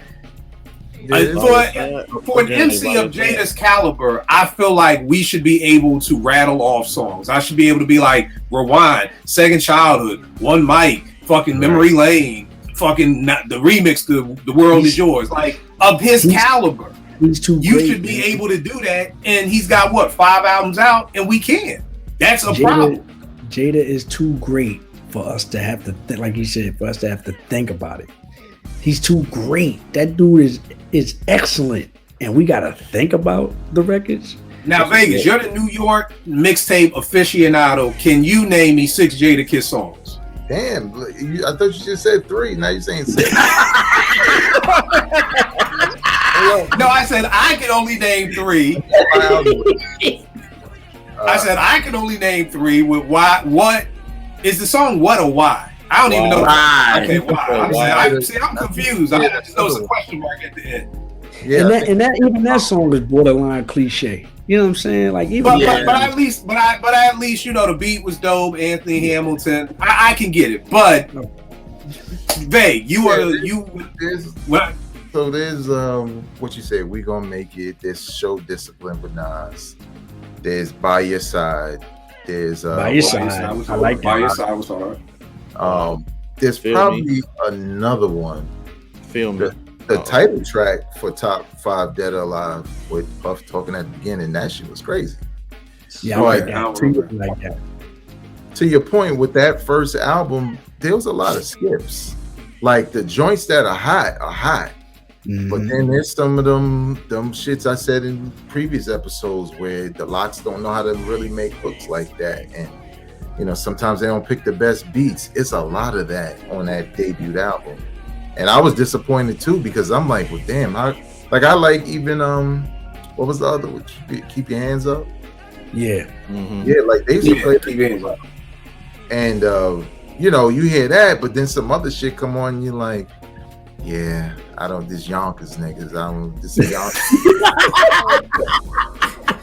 I just had to take it to the boroughs after a while. Like, this must be some Yonkers shit. Like, I don't know what the fuck going on, man. Maybe that's what y'all do up top, man. I don't know. And keep in mind, that is my guy. That is my, like, I'm a Jada fan. But like Vegas saying, and I think that's the part that hurts. It's like seeing a basketball player and you know he has the ability to drop 30 a night with his eyes closed, and he just doesn't do it. That's always like Derek Coleman. When Derek Coleman came in the league, he was supposed to he was supposed to be Tim Duncan. He was supposed to totally redefine the power forward position, and he didn't. You know what I mean? Or Kenny Anderson was supposed to come into the league and just redefine the point guard position, and he did. So it's like when Jada is of that caliber and you can't just rattle off, and Jada's been in the game since what, 96, 97? He's been in the game. Since I've been in there. Yeah, you know, you've been in the game 25 plus years. You would think you could just rattle off joints like that, you know, because we saw what he did at the Versus. He's incredible at what he does. That's what he does. Making albums isn't what Jada does. Right. You know what I'm saying? So that's the problem right there. Think about, I didn't think they was gonna win the Versus because I didn't know they could use mixtape songs. When he's over Who Shot You, like that shit crazy, you know. But if we were just going off of album songs, I don't think the fucking D Block or Lox wins that shit over Dipset, but they could do their mixtape shit. And it was the performance, like and the performance, right. That's the other piece too. This wasn't just sitting in the room like the old Verses. So, all right, Rel, what you got, bro? All right, it's my boy. But based on expectations, I got Jay Electronica. And I don't hate the album. Like, it was cool. You talking about the one with Jay? The one with Jay, because that's the one that came, you know what I mean? Right, that's the one that came out. You know, you get Exhibit A, which is fire. You get Exhibit C, which took the world by storm, and then you get 10 years of nothing. Then you get an album, you did half of it with Jay-Z. And here's another thing to plug in that, Rel, in that 10 years, you get a lot of 16s that are crazy. Yes. So you don't get any albums, but you get a lot of 16s that was crazy. You know what I mean? A couple singles, Letter to File, and all that stuff. I'm like, come on, dog, where's the, you know what I mean? And I actually went to see him in concert in Philly at Union Transfer, and before the album was out. So I was like, damn, I wonder what he's going to do at a concert, because he don't have a, you know what I mean? But it wound up being a good concert anyway. But the album came out, and I don't think it was anything of what any of us expected. Like, I don't know one person that expected that album to be him and Jay-Z 50-50 almost on that album. And he didn't really shine like he was capable of on that album as well. Like, I feel like Jay-Z looked at him and was like, I gotta rap a certain way, but he ain't do the opposite. Like, he wasn't garbage on the drum, but it was just like, I don't know, it didn't live up to the hype. Like, he had hype out of this world. Like, out of this world. Like, you know what I'm saying? And it just didn't meet it, you know what I mean? And I'm one of the people that actually can listen to the album. I like stuff on it, but it just didn't reach. It's right. I like the album more for Jay-Z. I thought Jay killed everything on the album. I thought that was the best I've heard Jay-Z sound in years. That's what I'm saying. He went to another, like, I don't know. But I always say that Jay plays to his level of competition. Yeah, there you go. So I think he understood. Everybody says Jay Electronica is the next one. Okay, I can't come with no bullshit. You gonna do it? What do you do with that Nas joint when they rhyming over Song Cry for Khaled, and you ain't do this one with the next beat, with this beat? That nigga knew he couldn't do that bullshit with Jay Electronica, so he brought his A game. I just don't think Jay Electronica wants to rap. And I really honestly, what you say, back? He teasing an album. What you mean? Huh? He has a new album coming. Oh, he does? Yeah, he teased it maybe a week or so ago. Oh, all right. Okay. I don't know what it's gonna sound like. I don't know what label he's on, but right. See, and I think there's certain types of rappers that need to refocus how they present themselves when it comes to albums, because I think he's a dope rapper, but he requires a certain type of setting. Like, there's not this big, Jay Electronica's coming out type. It shouldn't be that with him. He's a niche type of MC. You know what I'm saying? Like, you got to be in a certain mind state to gravitate towards what the hell, because he be dropping some heavy shit, and that's not a commercially viable, to me, that's not a commercially viable approach. It got to be some niche shit, man. I just don't think he wants to rap like that. Like, I don't know about now, but I mean, for this album, I feel like Jay probably had to be like, nigga. I mean, throughout the whole album, he's saying this shit. Like, you know, why write this so y'all could rip me apart? And he talks about his insecurities in the album. And it almost felt like Jay being like, you know how it'd be like your younger brother come to the crib. It's like, come on, man, we'll go fighting together. Like, you ain't got to fight by yourself. I'll come with you. I felt like that's what Jay-Z had to do. Like, yo, I'll do the album with you. How about that? Can we put out the album now? But let me ask y'all this. What did you expect? What was your expectation? After 10 years, what did you really expect from this thing? I personally didn't expect anything, because to me, it was based off of the beats. I'm still looking for that Just Blaze produced album from Exhibit C type years, because to me, it's a lot about the beats. So I really didn't know what to expect from this album. That's just me. Veg, what did you expect from the album? Well, at the time, I expected them to release the album that was supposed to come out first. And I was going to take it as such, like this was supposed to be out at this time. And then I expected something new and fresh. I did not expect what we got. And especially Jay-Z, that's the biggest co-sign Jay-Z has ever done. Like, he ain't even been on a J. Cole album.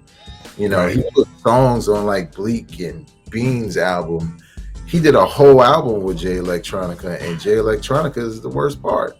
Like, you know, and his verses aren't terrible, but his energy is dead, and Jay-Z is like rejuvenated, like, you know, on that shit. He gliding.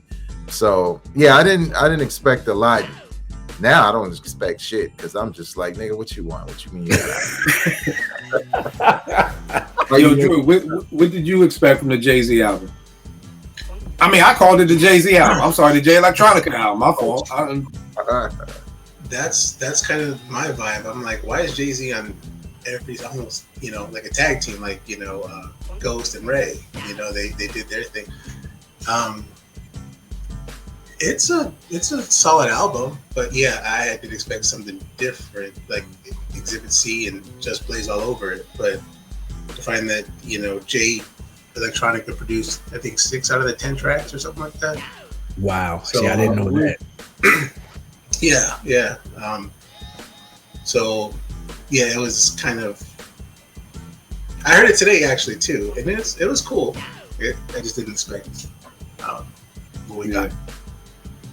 I mean, I'm one of the people who I like the album. I actually brought the vinyl, and it's funny. Ev loves the album. Like if Ev was on the show, he'd be fucking triple bypass surgery by now because we sat up and argued one night till like 4 a.m. about this album.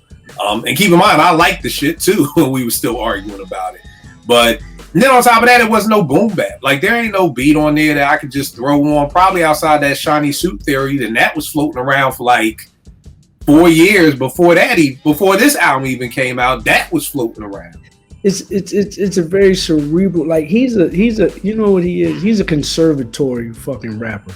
Like if you got a conservatory in your house with all these books and shit in there and a certain type of lighting and shit, then you take that album and you go sit in that motherfucker with a glass of, you know, like, yeah, with a sifter, with, you know what I mean? This nigga said you're listening to Kill. Look at your goddamn studio. You can't listen to no goddamn Jay Electronica in there with all them records. Nah, you gotta go somewhere else, man. Go in there with the pipe and shit and do that. That nigga said a pipe. Not a bong, boys and girls, a pipe. Not a cigar, boys and girls. A fucking pipe. That's what I'm saying. He's cerebral. That's what I'm saying. It's a certain type of mood and fucking like fixtures and shit that you gotta have in the fucking room to listen to that shit, man. But I feel you, Trey. I don't think he should tease anything. I think Jay Electronica is the one you should just be at midnight and be like, oh shit, Jay dropped something. Like, because again, he talks about it throughout the album. I think he said something like, Hov said, don't you gotta take care of your sister or something like, you know, it just seems like he didn't want to do it and Jay had to coach him. Because like you said, babe, when has Jay done an album with anybody? A whole album. Like he doesn't do that. You know what I mean? And I almost feel like it was like, nigga, you doing an album or, you know, I don't know how Rock Nation moves as a management company or whatever, or if it's a label too. If it was just like, nigga, you gotta do something, nigga. You've been signed 5 years, nigga. You gotta put something out. Like, let's go. You know, it's probably like, right? What's that? That dropped during the pandemic. Like we were still on lockdown when it dropped. Yep. We kind of were, because I do remember the day the night it dropped at like 8 o'clock, they had like a studio. They were like on IG Live in the studio. And people, so we may have still been at the end, but it wasn't like straight up and down. Nobody's in studios because they had like a small amount of people in the studio listening to the album. So if it did come out during the pandemic, it came out towards the end of it with that. So great pull, bro. Great pull. Veg, who you got up next? I think I got another deep cut because at the time I really liked the single and I like what the source wrote about it, and then I bought the album and I was like, oh nah, why'd I buy this? 9, remember him? That was gonna be on my list too. That was gonna be on mine too, yeah. Nigga was like DMX before DMX, and and he's like, riding around New York in that Jeep too, like like What You Want, and that, he had the little voice and all of that, and I just remember, I bought the album. That's another tape I got sitting right in the garage. I bought the album, and again, like with Ziggy, like you listening, like what the source say. They said track number 2 was this, and just don't hear that shit. Like that shit is like, I don't even like the fucking single now. Like, it's just, it's bad because he had a lot of hype behind him. It felt like something new, was being added to hip hop, but it kind of fizzled, as soon as it started. So. Yeah, that's true. And Drew, what you got up next, bro? I got Curtis by 50 Cent. 2007. Yeah. I don't even. What was the single off of that joint? I Get Money. The first, I had to Google it. I Get Money was the third single. Word? Yeah, they had 5 singles. After I Get Money was Ayo Technology. Why? And then some other. Oh my some God, other- What? Ayo Technology is the Yo, Portia just came out of nowhere. Portia been silent for the past 18 minutes. And she just broke her silence for that, I Joel. cannot believe that Ayo Technology has been brought up on Apartment 5B. I'm actually dying. Like, You like that? that's Yeah, the worst song in all of hip hop and Dogfather.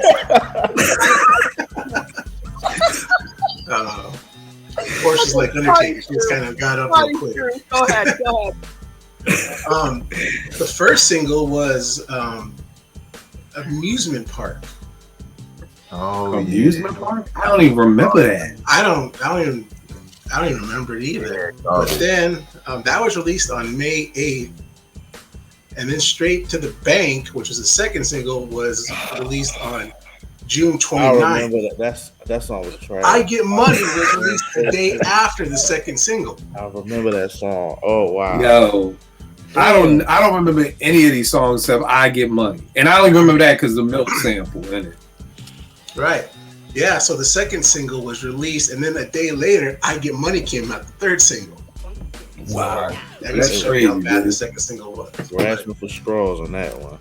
Yeah. Yeah, Yeah, it and was then throwing Ayo shit Technology, and then something else. I don't even remember what the fifth single was, but 5 singles, that's enough. Was the fall off of 50 Cent truly based on he basically became Ja Rule? Like, is that why 50 fell off? Because you dissed Ja for all the R&B singles and all the hooks, and then you start singing the hooks. Why do y'all think 50 fell as hard as he did? Because you went from Get Rich or Die Trying. We just got finished saying that the hype was just like Snoop's.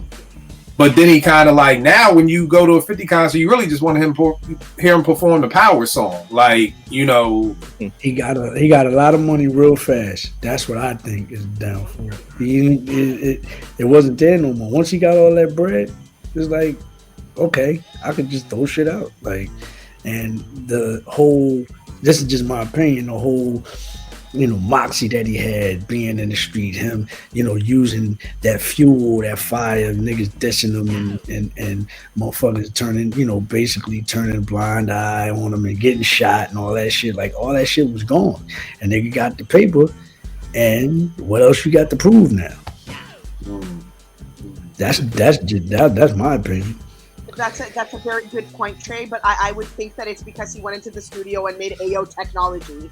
That was like he thought that was going to be like the winning single. Like, I just there's a big, huge lapse of judgment there. I don't know, Kill. I mean, you talk about people let people do things. How did 50's entire crew and friends let him release that song? The same exact way Allen Iverson's whole crew never told him, nigga, you need to come the fuck off the bench and keep getting paid. Niggas got too many yes men in their circle. It's like, yo, 50 pay my rent, 50 pay my car note, 50 do this, 50 do that. If I ain't with 50, nigga, I'll be back here in these streets. Hey, we love it, 50. We love it. We say AI Technology, you should do a remix to it too, man. Let's do a part 2. Like, that's the problem with yes men. That's how they keep the party going. You know what I mean? I knew when Jay and fucking Nas was making an album and they were in a castle in Scotland with fucking Russell Crowe in the studio with them, and I was like, this is not gonna fucking end well. You know what I mean? I don't know if you can make a hip hop classic in a fucking castle with Russell Crowe in the studio, but neither here nor there. Yes. Wow. I didn't even know about all that. So good looking for School and Me on Curtis. And the 5 singles that led up to it. Now it's just known for losing to Kanye's Graduation. Because that was the album that did that? Yeah, it dropped 9/11. No, okay, so it was of course Get Rich or Die Trying. Then what was that? The Massacre? Yeah, the Massacre. Yeah, and then Curtis came after that. Yes, correct. Wow, that's crazy. That's crazy. Veg, how do you think 50 fell off, or why? I think it was way before that album, Candy Shop. Like, he was going back to the well, and it felt cheesy. And the Massacre had some joints, but Ski Mask Way was crazy. That shit was crazy. Ski Mask Way, a lot of joints was crazy, but then he had a lot of fluff where he was trying to recapture those singles, like the In the Club records. Right. But yeah, to me, that's what happened. Like you say, got some money, you know, stop trying, right? Get rich, stop. Was trying. Magic Stick on that album? I think Was it Kim?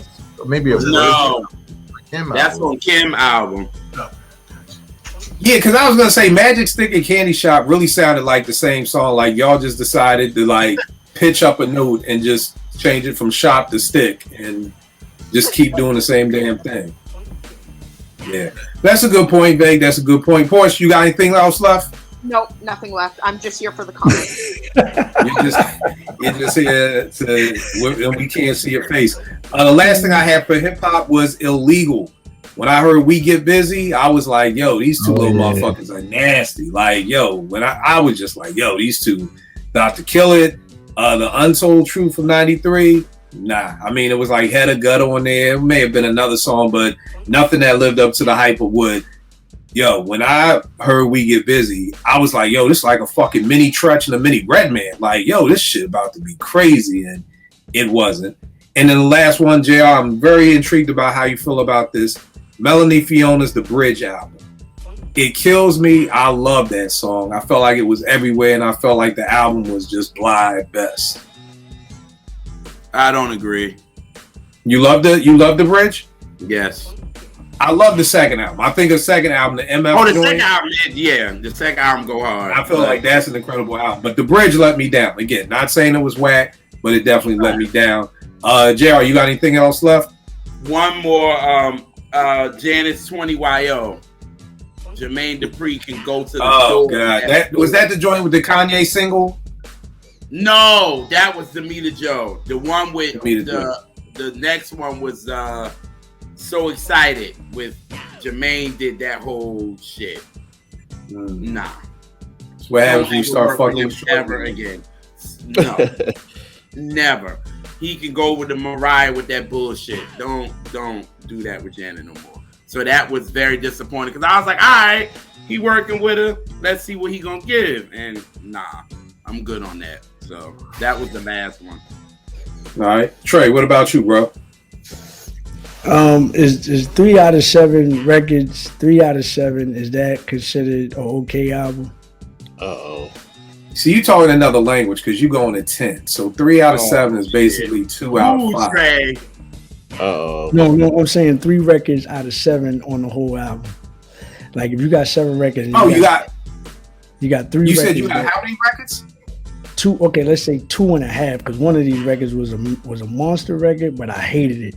But most of the people like it. So let's just say 3. You got 3 smashes. 42% of the album is good.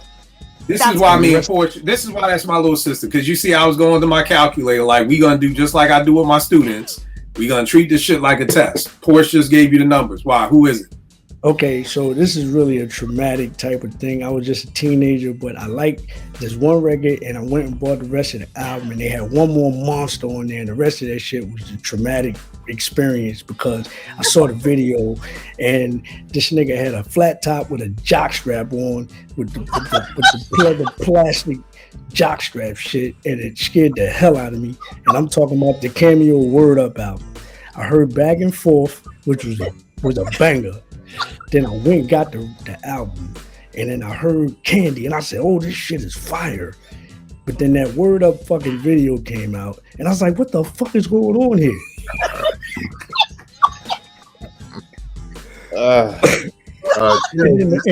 Kind of in that Aaron Neville territory, I think.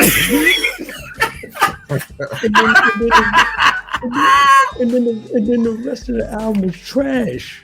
All of it. Yeah, that is true. That album is trash. And once you get past Word Up, Back and Forth, and Candy, that album is trash, man. But Word Up was a fucking trash record too. This nigga is all you sucker DJs who think you're fly. Get the fuck out of here with that shit. I'm hip hop, nigga. Don't do that. Not in 1985, my nigga. Now here's the thing. Here's the thing. Don't do that. JR. School me. Cameo. How long have you been around? Since like 75, 76? Yeah. Yes. Trey, no in defense of them, but I think they were trying their best to. I know what they were trying. I mean, I know you know what they were trying to do, but I mean, don't do that. Don't do that. Okay. Not with the name, not with the- I'm with Trey because I like older Cameo better than that. The older Cameo was doing what they wanted. I prefer the She Strange album. And don't come on the damn video with the pleather plastic fucking jock strap. With the jock strap, he wild. Yeah, that was traumatizing as a kid. I'm like, with the wrestling shit on, man. Don't do that. Oh, Kill, so you like the She Strange?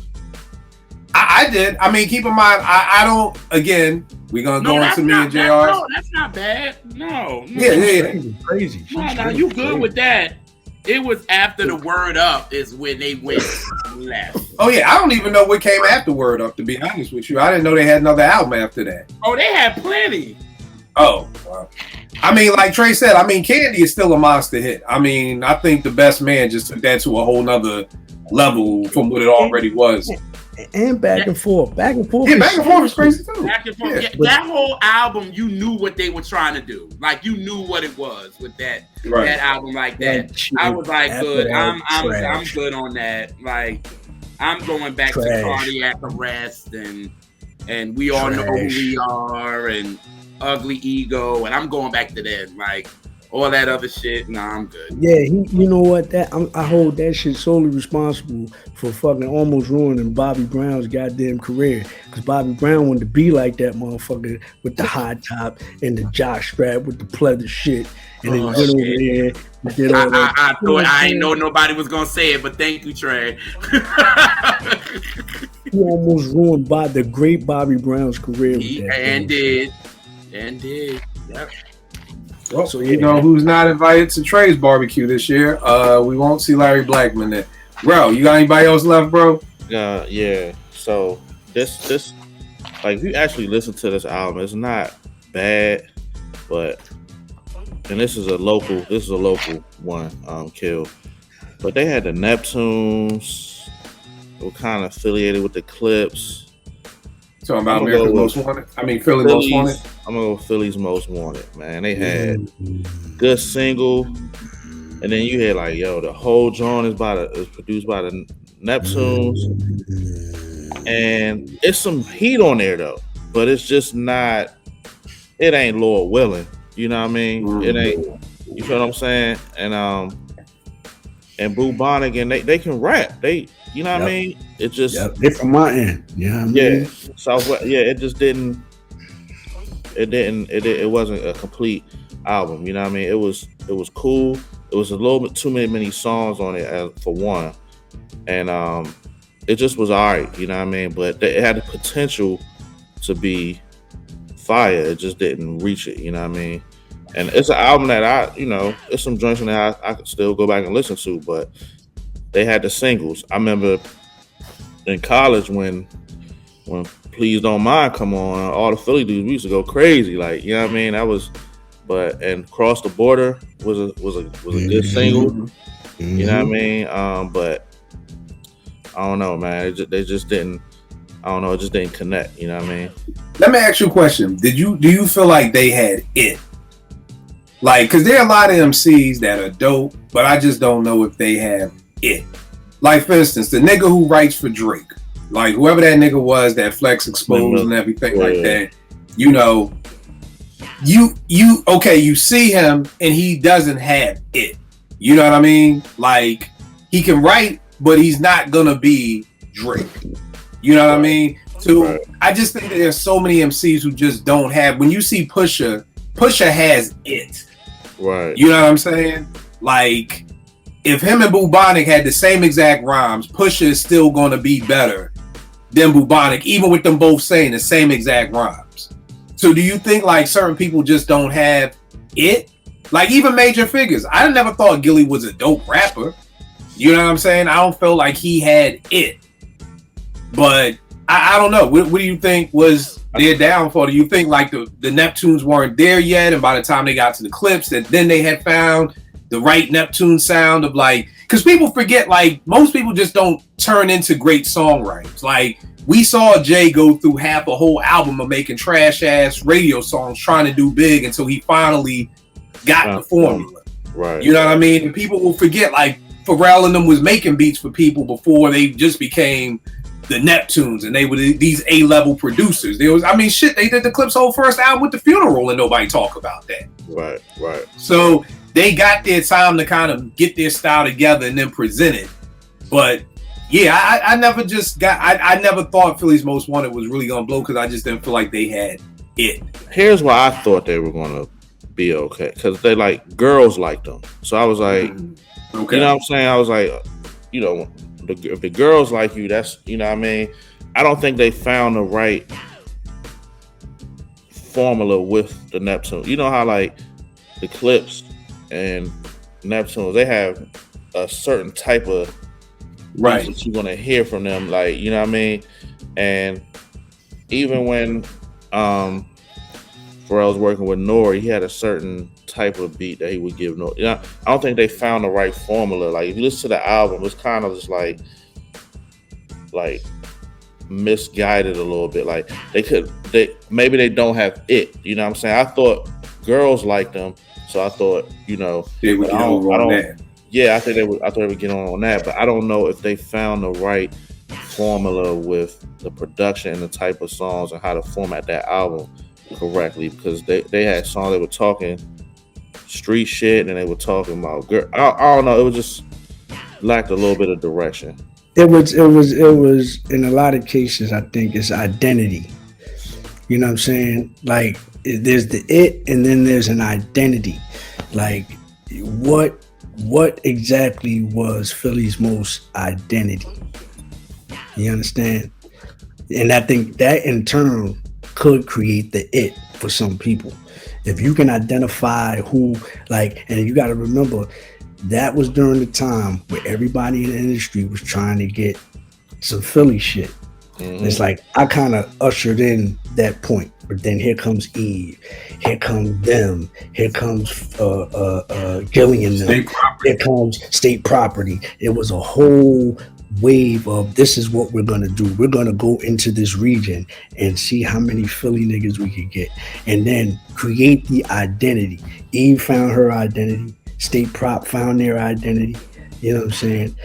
Whereas Gillian, them, they were good in the hood, but I don't think from a commercial perspective there was an identity there. It was just a lot of niggas that was nice, but there was no identity. You know what I'm saying? Yo, Ralph, did you ever hear this story about, and I recently just heard this last week on some YouTube channel, that Beans swung on Gilly when they was out in some time in Philly? I was there. I was there. You was there when Beans swung on him? Listen. All-Star Weekend in Philly. That's when it happened. On South Street. I was down the street when it happened. But I can't give you a fair assessment of what happened, because it's different stories about what happened. But he did swing on him on South Street. See, but what I happened didn't know afterwards is in question. About like different people will tell you the story. But I was like down the street when that happened. That's great. I didn't know that Jay wanted to sign Major Figures. Yeah. And something didn't happen and they signed State Property, and Jay was like, I'm gonna make y'all niggas life fucking hell. Yeah. You know what I mean? And then he basically sick State Property on them. Yeah, he wanted them first. He wanted them first, and they didn't like the business, the deal that was being presented to them. Okay. Well, mainly Gil didn't like it, and they wound up not signing. The crazy thing is, Bubonic is the reason why they even heard Beans, though. Right. They and them even heard Beans. You know what I'm saying? Yep. So it was a like Trey said, Philly was like that untapped resource that people just started going in and just trying to find. It was a resurgence. Yeah. I mean, you had Trey, you had Cassidy, you had everybody was getting a Philly rapper at that time. Like every label was like, we need some Philly MCs and everything like that. All right, dope. Veg, you got any more left, bro? Yeah, I think I had Apache. That's a good pull too. God bless the dead. But that was after hitting Gangsta Bitch, man. Whew. Classic. Yeah. I thought he was gonna be a star after that. That thing was everywhere, man. Like, bro. And you He had was on- the diversity of the titles, so that gave Dog, and you know you got a hit when you got women singing "Gangsta Bitch," especially in 1993. Like you about to take over. You know, he was on the Hills of Tretch, and he came from that family, so it was just like it felt like that was gonna be the next thing. You know what I'm saying? Yeah. And that album wasn't it, bro. That's a great pull. You got anybody else left, May, or that's it? Yeah, that's it. Because I mean, I think originally I took the show idea a different way. So I'll just say who I had and why. And none of this was bad. It's just that I thought something was going to come of it. Large Professor as a soloist, the main source, and I heard Faking the Funk. I was like, okay, I think I could deal with him solo, right? And then he did the verse on Midnight Marauders, and I was ready. Yep, buy the album when I drop it. Didn't come out, and you know, after a while, all these other dudes are dropping, and it didn't. He kind of fell into the background, and Large Professor probably never really got that solo look that he kind of had when Looking at the Front Door and all of that was out. So it was unfortunate. The other one was Leaders of the New School. I thought they was like the next group. You know what I'm saying? And they put out that Time Is a Fucking Wasting. I don't know what the name of that bullshit was, but all I liked was off of that joint was I think I like the single What's Next. And everything else, I was like, nah, Buster, you need to go solo. That was it. It's so crazy, man, that hip hop is so like, you got to strike when the iron is hot, and just everything is so much about timing. You know what I mean? Like, Leaders was coming off of that like old school funky 4+1 more treacherous 3 kind of rhyme. We finish each other's sentences and shit like that. And it was like, that was dope for that one little moment in hip hop. But nigga, by next year, nah, niggas ain't trying to hear that shit. Like, yo, where the bars at? We don't want to hear Charlie Brown and Dinko. Like, that shit was good for Sob Story, but like, if you weren't able to adapt, and I think Gang Starr doesn't get a lot of props for being able to adapt to the times. Like, you know, they came out as this big, heavy jazz sampling group, and then they cut all that shit off with Hard to Earn. You know what I mean? And they were able to kind of adapt, whereas like you see Diggable, they wasn't able to adapt. You know, the only reason why the Roots was able to adapt is they basically became a whole new fucking group. Like, I mean, Do You Want More with the Roots? You know, Illadelph Half-Life, it was like a whole new, who the fuck are these people? Like, if the last time you heard motherfucking the Roots was Silent Treatment, you hear Clones, you was like, the fuck is this? Like, you know what I mean? So not too many people could adapt, and I think that was the problem with Leaders. And even Trey, you was talking about your album. I remember when Nelly came out with the Sweatsuit album. It was like, oh, this is amazing.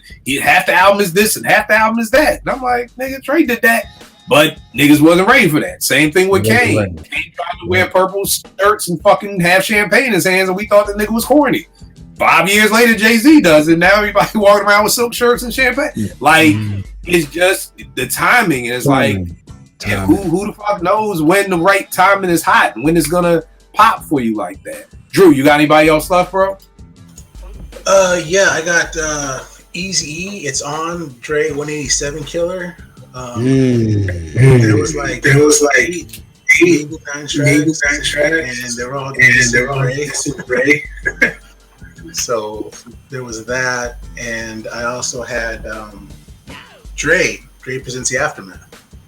Yes. Yeah. East Coast, West Coast Killer was a dope single to me, but the album was just not hit. Great pull. Great pull. But I did also have the Lady of Rage, but it doesn't really align with the theme. Afro Puffs off of the Above the Rim soundtrack. That's what I was anticipating, but then we got 3 years later Necessary Roughness, and that was not lived up to my expectations. So that was my list. I blame that on the label, man. They did her dirty. They did her very awful. dirty. Everyone left. The company was in shambles. It was just bad. I feel bad for her. Yeah. Right. Question: did y'all expect anything from Death Row after Dre left? Not really. No. Nope. Why should we? Oh no, I don't know. Like for instance, like what do y'all think of the Dog Pound album? How many mics do y'all give the Dog Pound? The first one? The first one. The first one was hot. Yeah, the first one was fire. Yeah. Even Rage's verse on that album was great. Yeah, that first one was fire.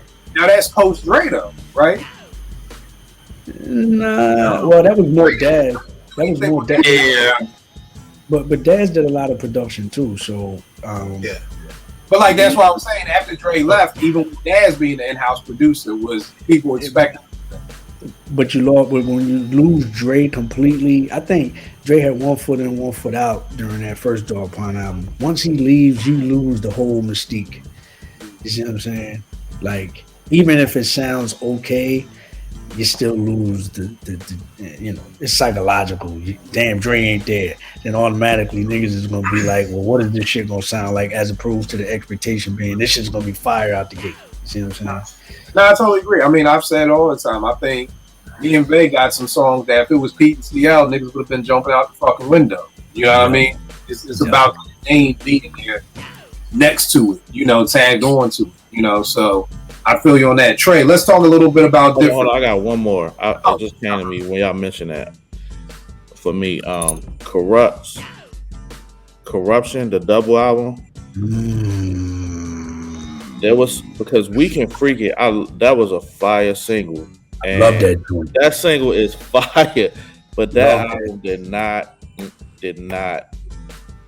And it was around the time when he was doing a lot of guest verses and killing it. Like Corrupt was, you know what I mean? Freak it. Yeah, freak it. You want to. That double album was not it. I was highly disappointed with that joint. And it was in my mind when y'all said y'all talked about Death Row. My bad. That's all good.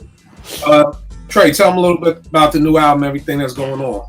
Oh man, listen, it's a 12 song album, half produced by OJs, other half by 6 very, very talented producers. One producer in particular is sitting right here in Apartment 5B, my man Kill. And essentially it's the post-pandemic album. If anybody has been following me over the last 3 years, we made Glory in 2020. And so, that was an album that we did strictly in the crib while we were locked down and stuff like that. And so now with the opportunity to come outside and really reflect on, the previous 3 years and how we're going to move forward, that's what different is. And so, it was titled different because we're taking a different approach, not only from, a musical perspective, but also from a psychological perspective. And, I'm very, very, very proud of the project. We got people like my man Eric Roberson, Cy Smith, the great lady Alma is on the record. We got my girl MC from across the pond, along with her husband Lindsley, who did production on the album. Aaron Harden, who did production on the album. Jermaine Harsoul. So it's a lot of flavor. It's a lot of grown man bars on the album. You know what I'm saying? It's very reflective. It's very outside-ish. And it just gives you, just a full perspective of who Trey Lee is in 2023. You know what I mean? And you can only get it on TraceyLeeMusic.com. That's TraceYlee music.com. We are not messing with the streaming platforms. Go get it on the website. And quick thing, I'm always talking about this: 6 ways to support indie artists. Buy the music, retweet the music. What I realized with one of my teens, I saw them, they're just all on their phones all day, like. That showed me that's why people will give you something like 180 likes, but don't retweet it or don't repost it. The brain has been programmed to just like it. We're asking people to retweet it. You know what I mean? 3rd way, tell somebody about it. Most men are in some type of chat group, somewhere doing something, tell your chat group about it. 4th thing, you at the barbershop, you out and about, you in the 40 and over basketball league. Niggas is playing golf now. Tell somebody about it there. 6 degrees of separation, number 5. I totally believe in 6 degrees of separation. You really rack your brain. You really start thinking, yo, does Uncle James's ex-wife still work over at Universal? Or does your cousin's brother still, DJ down there? Think about who who could somehow, some way help the process move forward. And number 6, at the end of the day, I forgot what number 6 is. I'm getting old. But those are 5. So this one to help people understand, because back in the days it was simple. You go to the record store, you buy the album, boom, I supported you. It's not like that anymore. People aren't. Trey, please tell a little bit about why you aren't putting it on streaming sites for people who don't understand what streaming sites are doing, especially Spotify right now. Okay, well, real quick before I get into that, shout out to my man Rel, who just purchased the album. Salute, brother. I appreciate you. Shout out to Trellmatic, who's also a producer on this album. And shout out to El Clement out of Philly, my brother that did actually the record You Remind Me for Usher. And if you don't, his name was Eddie Hustle. Now it's El Clement, you know what I mean? So he's on the album as well. But the reason why we're staying away from streaming platforms, man, is because these streaming platforms, in particular Spotify, are not playing fair. What they're doing is it's a very top heavy business. If you are a popular artist signed to a major label, and Universal owns a portion of Spotify for those people that don't know, but those are the people that are getting the lion's share of the revenue that comes from streaming. If you're a lesser known artist, if you're independent, what they're trying to do is weed you out. You know what I'm saying? So you can get a certain amount of streams, but they're trying to make it so they have a fixed number, so to speak, that you have to hit in order to get paid from the streams that you get. Otherwise, everything is going to these more known signed artists. You know what I'm saying? And they've been doing that for years, by the way. But now they're just really making the announcement on it. Like, there's a pool of money that sits there, and if it's not claimed, then it's divvied up between the more popular artists. So, you know, with the streaming platforms, man, you don't get paid off of that shit, man. If you got a decent following, and you don't need 100,000 millions of followers, man, all you need is a community of people that really believes in your music, and send them straight to you. You know what I'm saying? Direct to consumer is where it's at, man. Whether it be 100 people, 1,000 people, 10 people, but you grow it from that point. You know what I'm saying? And so that's the reason why we're doing it the way we're doing it now. We've been doing it then. What it is a conditioning aspect. We have to condition people, recondition people to be able to say, hey, man, come straight to me for the music. Because right now, people are just so conditioned to go on the streaming platforms, and it's easy. You can just get on your phone, No, you got to recondition your listener and your audience to get what it is that you're serving. Again, this is all about supporters. You know what I mean? So like I tell people every day on Twitter, if you fuck with me, then fuck with me. That's the moral of the story. You know, yes, it means you got to close Spotify and you got to go to another web page. I know it's so time consuming to have to open another tab. I know it hurts. You're on your phone anyway. What is the problem? I know we're pulling teeth, you know, open another browser. Yes. But again, if you fuck with me, then fuck with me. Because you would do it for Rock. You would do it for Rock Marciano, and you'd pay $80 for it download. Facts. You would do it for Griselda, and you'd pay fucking $120 for it. You would do it for other people. So again, I'm just like, if you fuck with me, then fuck with me. What you gonna say back?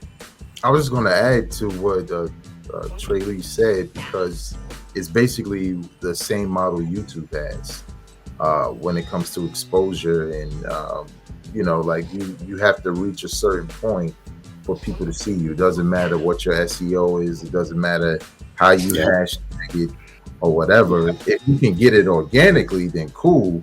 But you need a certain threshold of views and likes and all these parameters in order to get people who want to see your content, who would like your content, but don't know your content. You got to reach that threshold. So it's true. You need those people who mess with you to hit that like button. The share is just not a statement that people make. It's because it's the algorithm. We're trying to get you to work with the goddamn algorithm. Album that Trey was talking about, and the album is dope. I'm not saying that because he's here. I paid my money just as well because word right way. And you know, it just, again, y'all know how I am with Twitter and shit. I don't fuck with y'all niggas. Don't fuck with my page answering shit I say. But I don't retweet. I don't be checking to see if niggas retweeted my shit, because to me, I'm trying to lead by example. You know what I'm saying? And then I'll preach the same thing. And whether people do it for me, it's cool. But it's important. You know, you like the content, because soon they're going to raise that bar so high, they just going to be like, y'all niggas can't even come in. I can't be on the platform no more if you're not reaching it. So support. And again, that's a message to a lot of indie artists who don't understand the back end of the game, who quit. You know how many podcasts have started and quit in the 10 years I've been doing this? Hundreds. That's just what I know about. I'm sure it's thousands and tens of thousands of people who have quit based off of, I'm not getting the numbers I need to get. I'm not getting the views I want to be getting. And to be honest with y'all can't base it off of that shit. You really just, you got to understand, you got to kind of know in your heart of hearts, is your shit dope? Or is it not dope? And guess what? Even if your shit ain't dope, keep doing till you get it dope. I mean, shit. I ain't start making beats like this when niggas started writing rhymes. The average nigga ain't start writing rhymes like that sound like it is. So it's okay. It's the same shit motherfuckers do for them white TV shows. Friends didn't just pop when NBC popped it off. No, it gave it time to grow. Black shows don't get that time. You watch a black show 3 weeks. After 3 weeks, they be like, oh, they cancel it. Like, fuck, I only got 3 shows. So again, you gotta give yourself time to grow. And we're living in this microwave society where it's like, yo, I started a podcast Friday, but I only got 100 views. Nigga, you lucky you got 100 views. Like, you really expecting 10 million views in the first week? Like, nigga, you don't got 50 people on your fucking phone. How the hell do you expect 10 million views? Like, there's just certain things that you gotta look at. So again, you can't do that because again, you can hashtag everything, you can retweet it everywhere. I got 20,000 followers and maybe 5,000 really see what I tweet every day. You know what I mean? Which is why Twitter has it where you can pay for tweets. You can promote the tweet. Same thing with IG. They're not gonna let you just get your shit out in front of 20,000 people for free, because then how they gonna make their money? So again, for my creative, you can't base what your shit is or is your show dope based off of views or likes or comments. You can't base it off of any of that shit because you just kind of got to know for yourself. What's up, Trey?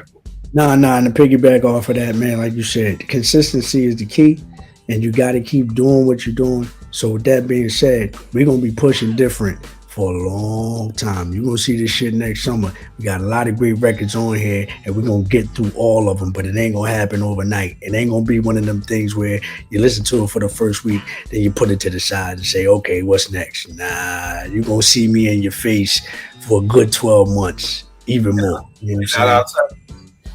Me and Trey got an idea that's going to be kind of crazy. That's coming soon. And then me and this guy right here to my left or right, I don't know what the fuck I'm looking at right now. JR got a new pod we started. Yes. Yeah. That's about to be real crazy. So we shooting that this Saturday. Me and Trey gonna be shooting something coming up in the next month. It's gonna be really different. It's something that I've never seen done before when it comes to albums and how to listen to albums and how to discuss albums. So definitely that shit is coming. It's gonna be dope. Drew, thank you for chopping it up with us, good brother. Where can they get at you? Where can they follow you? What do you have going on? I know you're a DJ. What's going on? Right here, basically Twitter. I took about a week off, just take a little break, but it was cool, man. It was my first time here. Been a fan for a couple years, and I think, I found you on YouTube, I believe. So it was cool, man. It's cool with, Tracy Lee, JR, Rel, Vegas, Porsche. Bunch of cool cats, man. I can't wait to do it again if I'm invited. We've chopped it up enough that once you get the invite, you good money, man. You just let us know. You good with Phil. It's me. I'm the fucking bad guy. I'm the one. Get tired of people and be like, nah, man, you just leave, man. Right on. But yeah, no, it's been fun, man. Thank you guys very much, and you guys, I can't wait for another episode. No doubt. Babe, where can they get at you? What you cooking up? What you got going on, bro? Not a damn thing. Nah, I'm just joking. I'm trying, man. When you're an Aries, you just start doing everything. You're like, why am I doing that? How the fuck? I got like 9 podcasts right now. Like, my job just literally put me in charge of content creation for my job. Like, I don't even like 5 podcasts a week. Oh, Lord. I'm with you, bro. We just keep creating. Yeah. Well, you can follow me on Instagram, Twitter, TikTok, all of it at Vegas Swirl INC. And you can check out my weekly podcast, Hip Hop Now Podcast, which is also available in video form. on YouTube called Hip Hop Now, and also in audio form on all your podcasting platforms, whatever you listen to us. All right, no doubt. Rel, what you got cooking up, bro? You can get at me at Uptown Rel 215 on the gram, JBen215 on Twitter. My album Caught in a Moment is out. You know what I mean? If you ain't heard it, you know what I mean? Give it a listen. Jarrell215.bandcamp.com on my Bandcamp. And just give it a listen, man. You know, like I would, it's kind of funny, like the conversation we just having, because the title of the album really came from this podcast, you know what I'm saying? Like just meeting all y'all and discussing, you know, the topics and all the banter and all the ideas, and you know what I mean, and you know, me talking to Tracy Lee, somebody I saw on TV, you know what I mean, coming up, like that's, you don't get that type of stuff like all the time. So caught in a moment, I was caught in a moment of, yo, I need to get back on my shit, and that's why the album was called that. It's executive produced by the man right there, Kill, and you know, just give it a listen. You know what I mean? I put a lot of hard work into it, so yeah. And here's another thing for people that's out there, for supporters too. Let people know you like they shit. Like, you know what I mean? To me, there's nothing better than somebody tweeting like, yo, Rel and Kill, I done had this joint on repeat for a week. Like, like that's what gives people the energy to keep going. So like, you know, and again, just my biggest thing for indie artists is treat us just like anybody else. You know what I mean? Like treat us the same way you would Alchemist. You hear Alchemist beat, you be tweeting about that nigga all day. If you hear a beat that you like from me, tweet about it the same way you would Alchemist.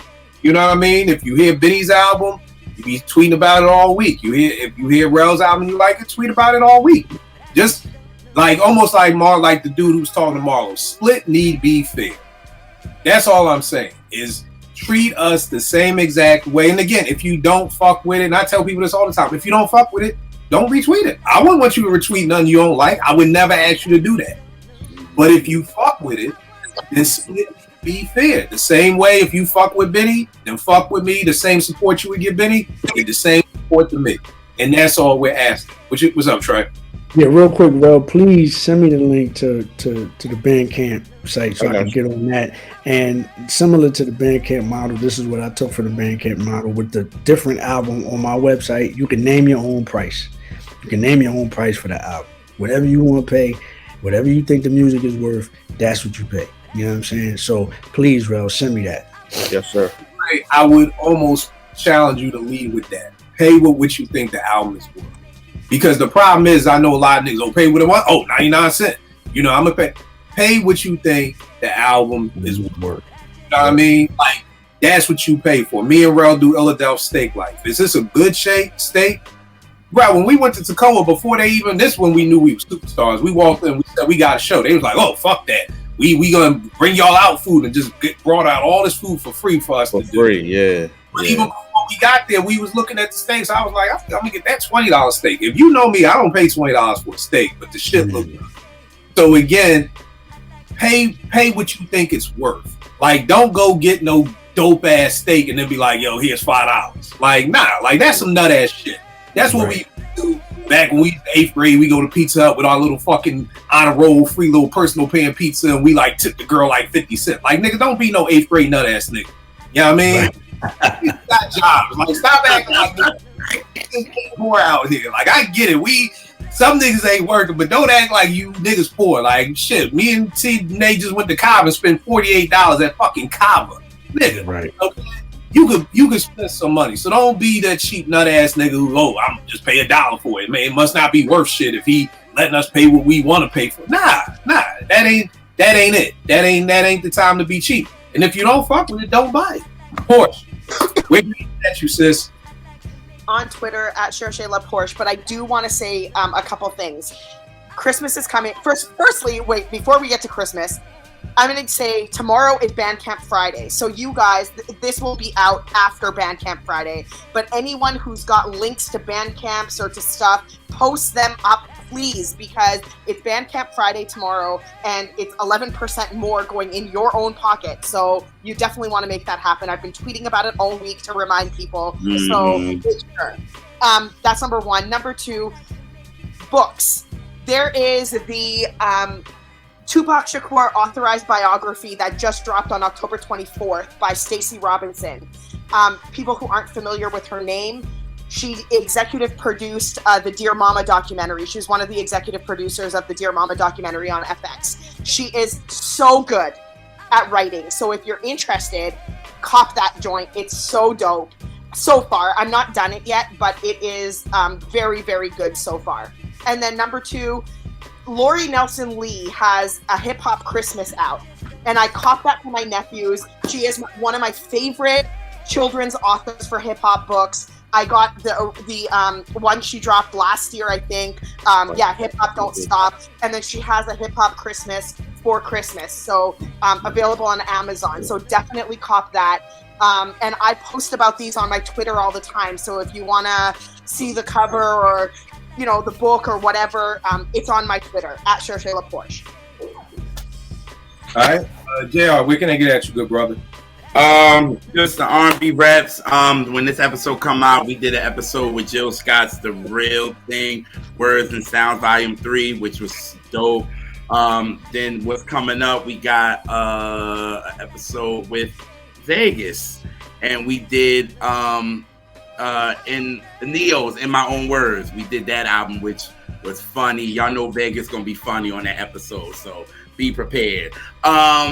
What else did we got a couple of episodes that's coming in, so just check us out. R&B Raps on Instagram, Twitter, JR's World of Soul on Instagram and Twitter as well, and get some merch on rnbraps.com and all the hoodie and all that good stuff. So yeah.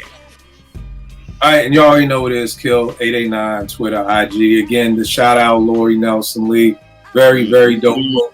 Ask me all the time, how do you school kids about hip hop? This my book's over there. I can't get it, but it's. I know you 5 cups in. I don't want you falling, my nigga. Just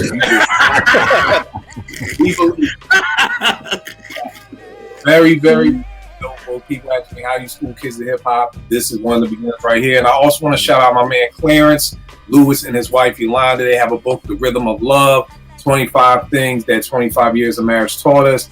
I will try to find a website for this, but this is a great example. The guy reached out on me. I looked in his bio, said he had a book out on marriage. I just copied it. Just copy it. That's it. You can copy it. And here's the great thing that I always tell people. I think number 6 was, and if not, they'll figure it out. But even if you brought the album, buy it for somebody else. Somebody in your family like hip hop, buy it for somebody else. Somebody else see this book like, I don't have kids. Nigga, you ain't got a nephew. You ain't got a next door neighbor. Like, don't let that stop you. And guess what? Even if you don't have kids, support.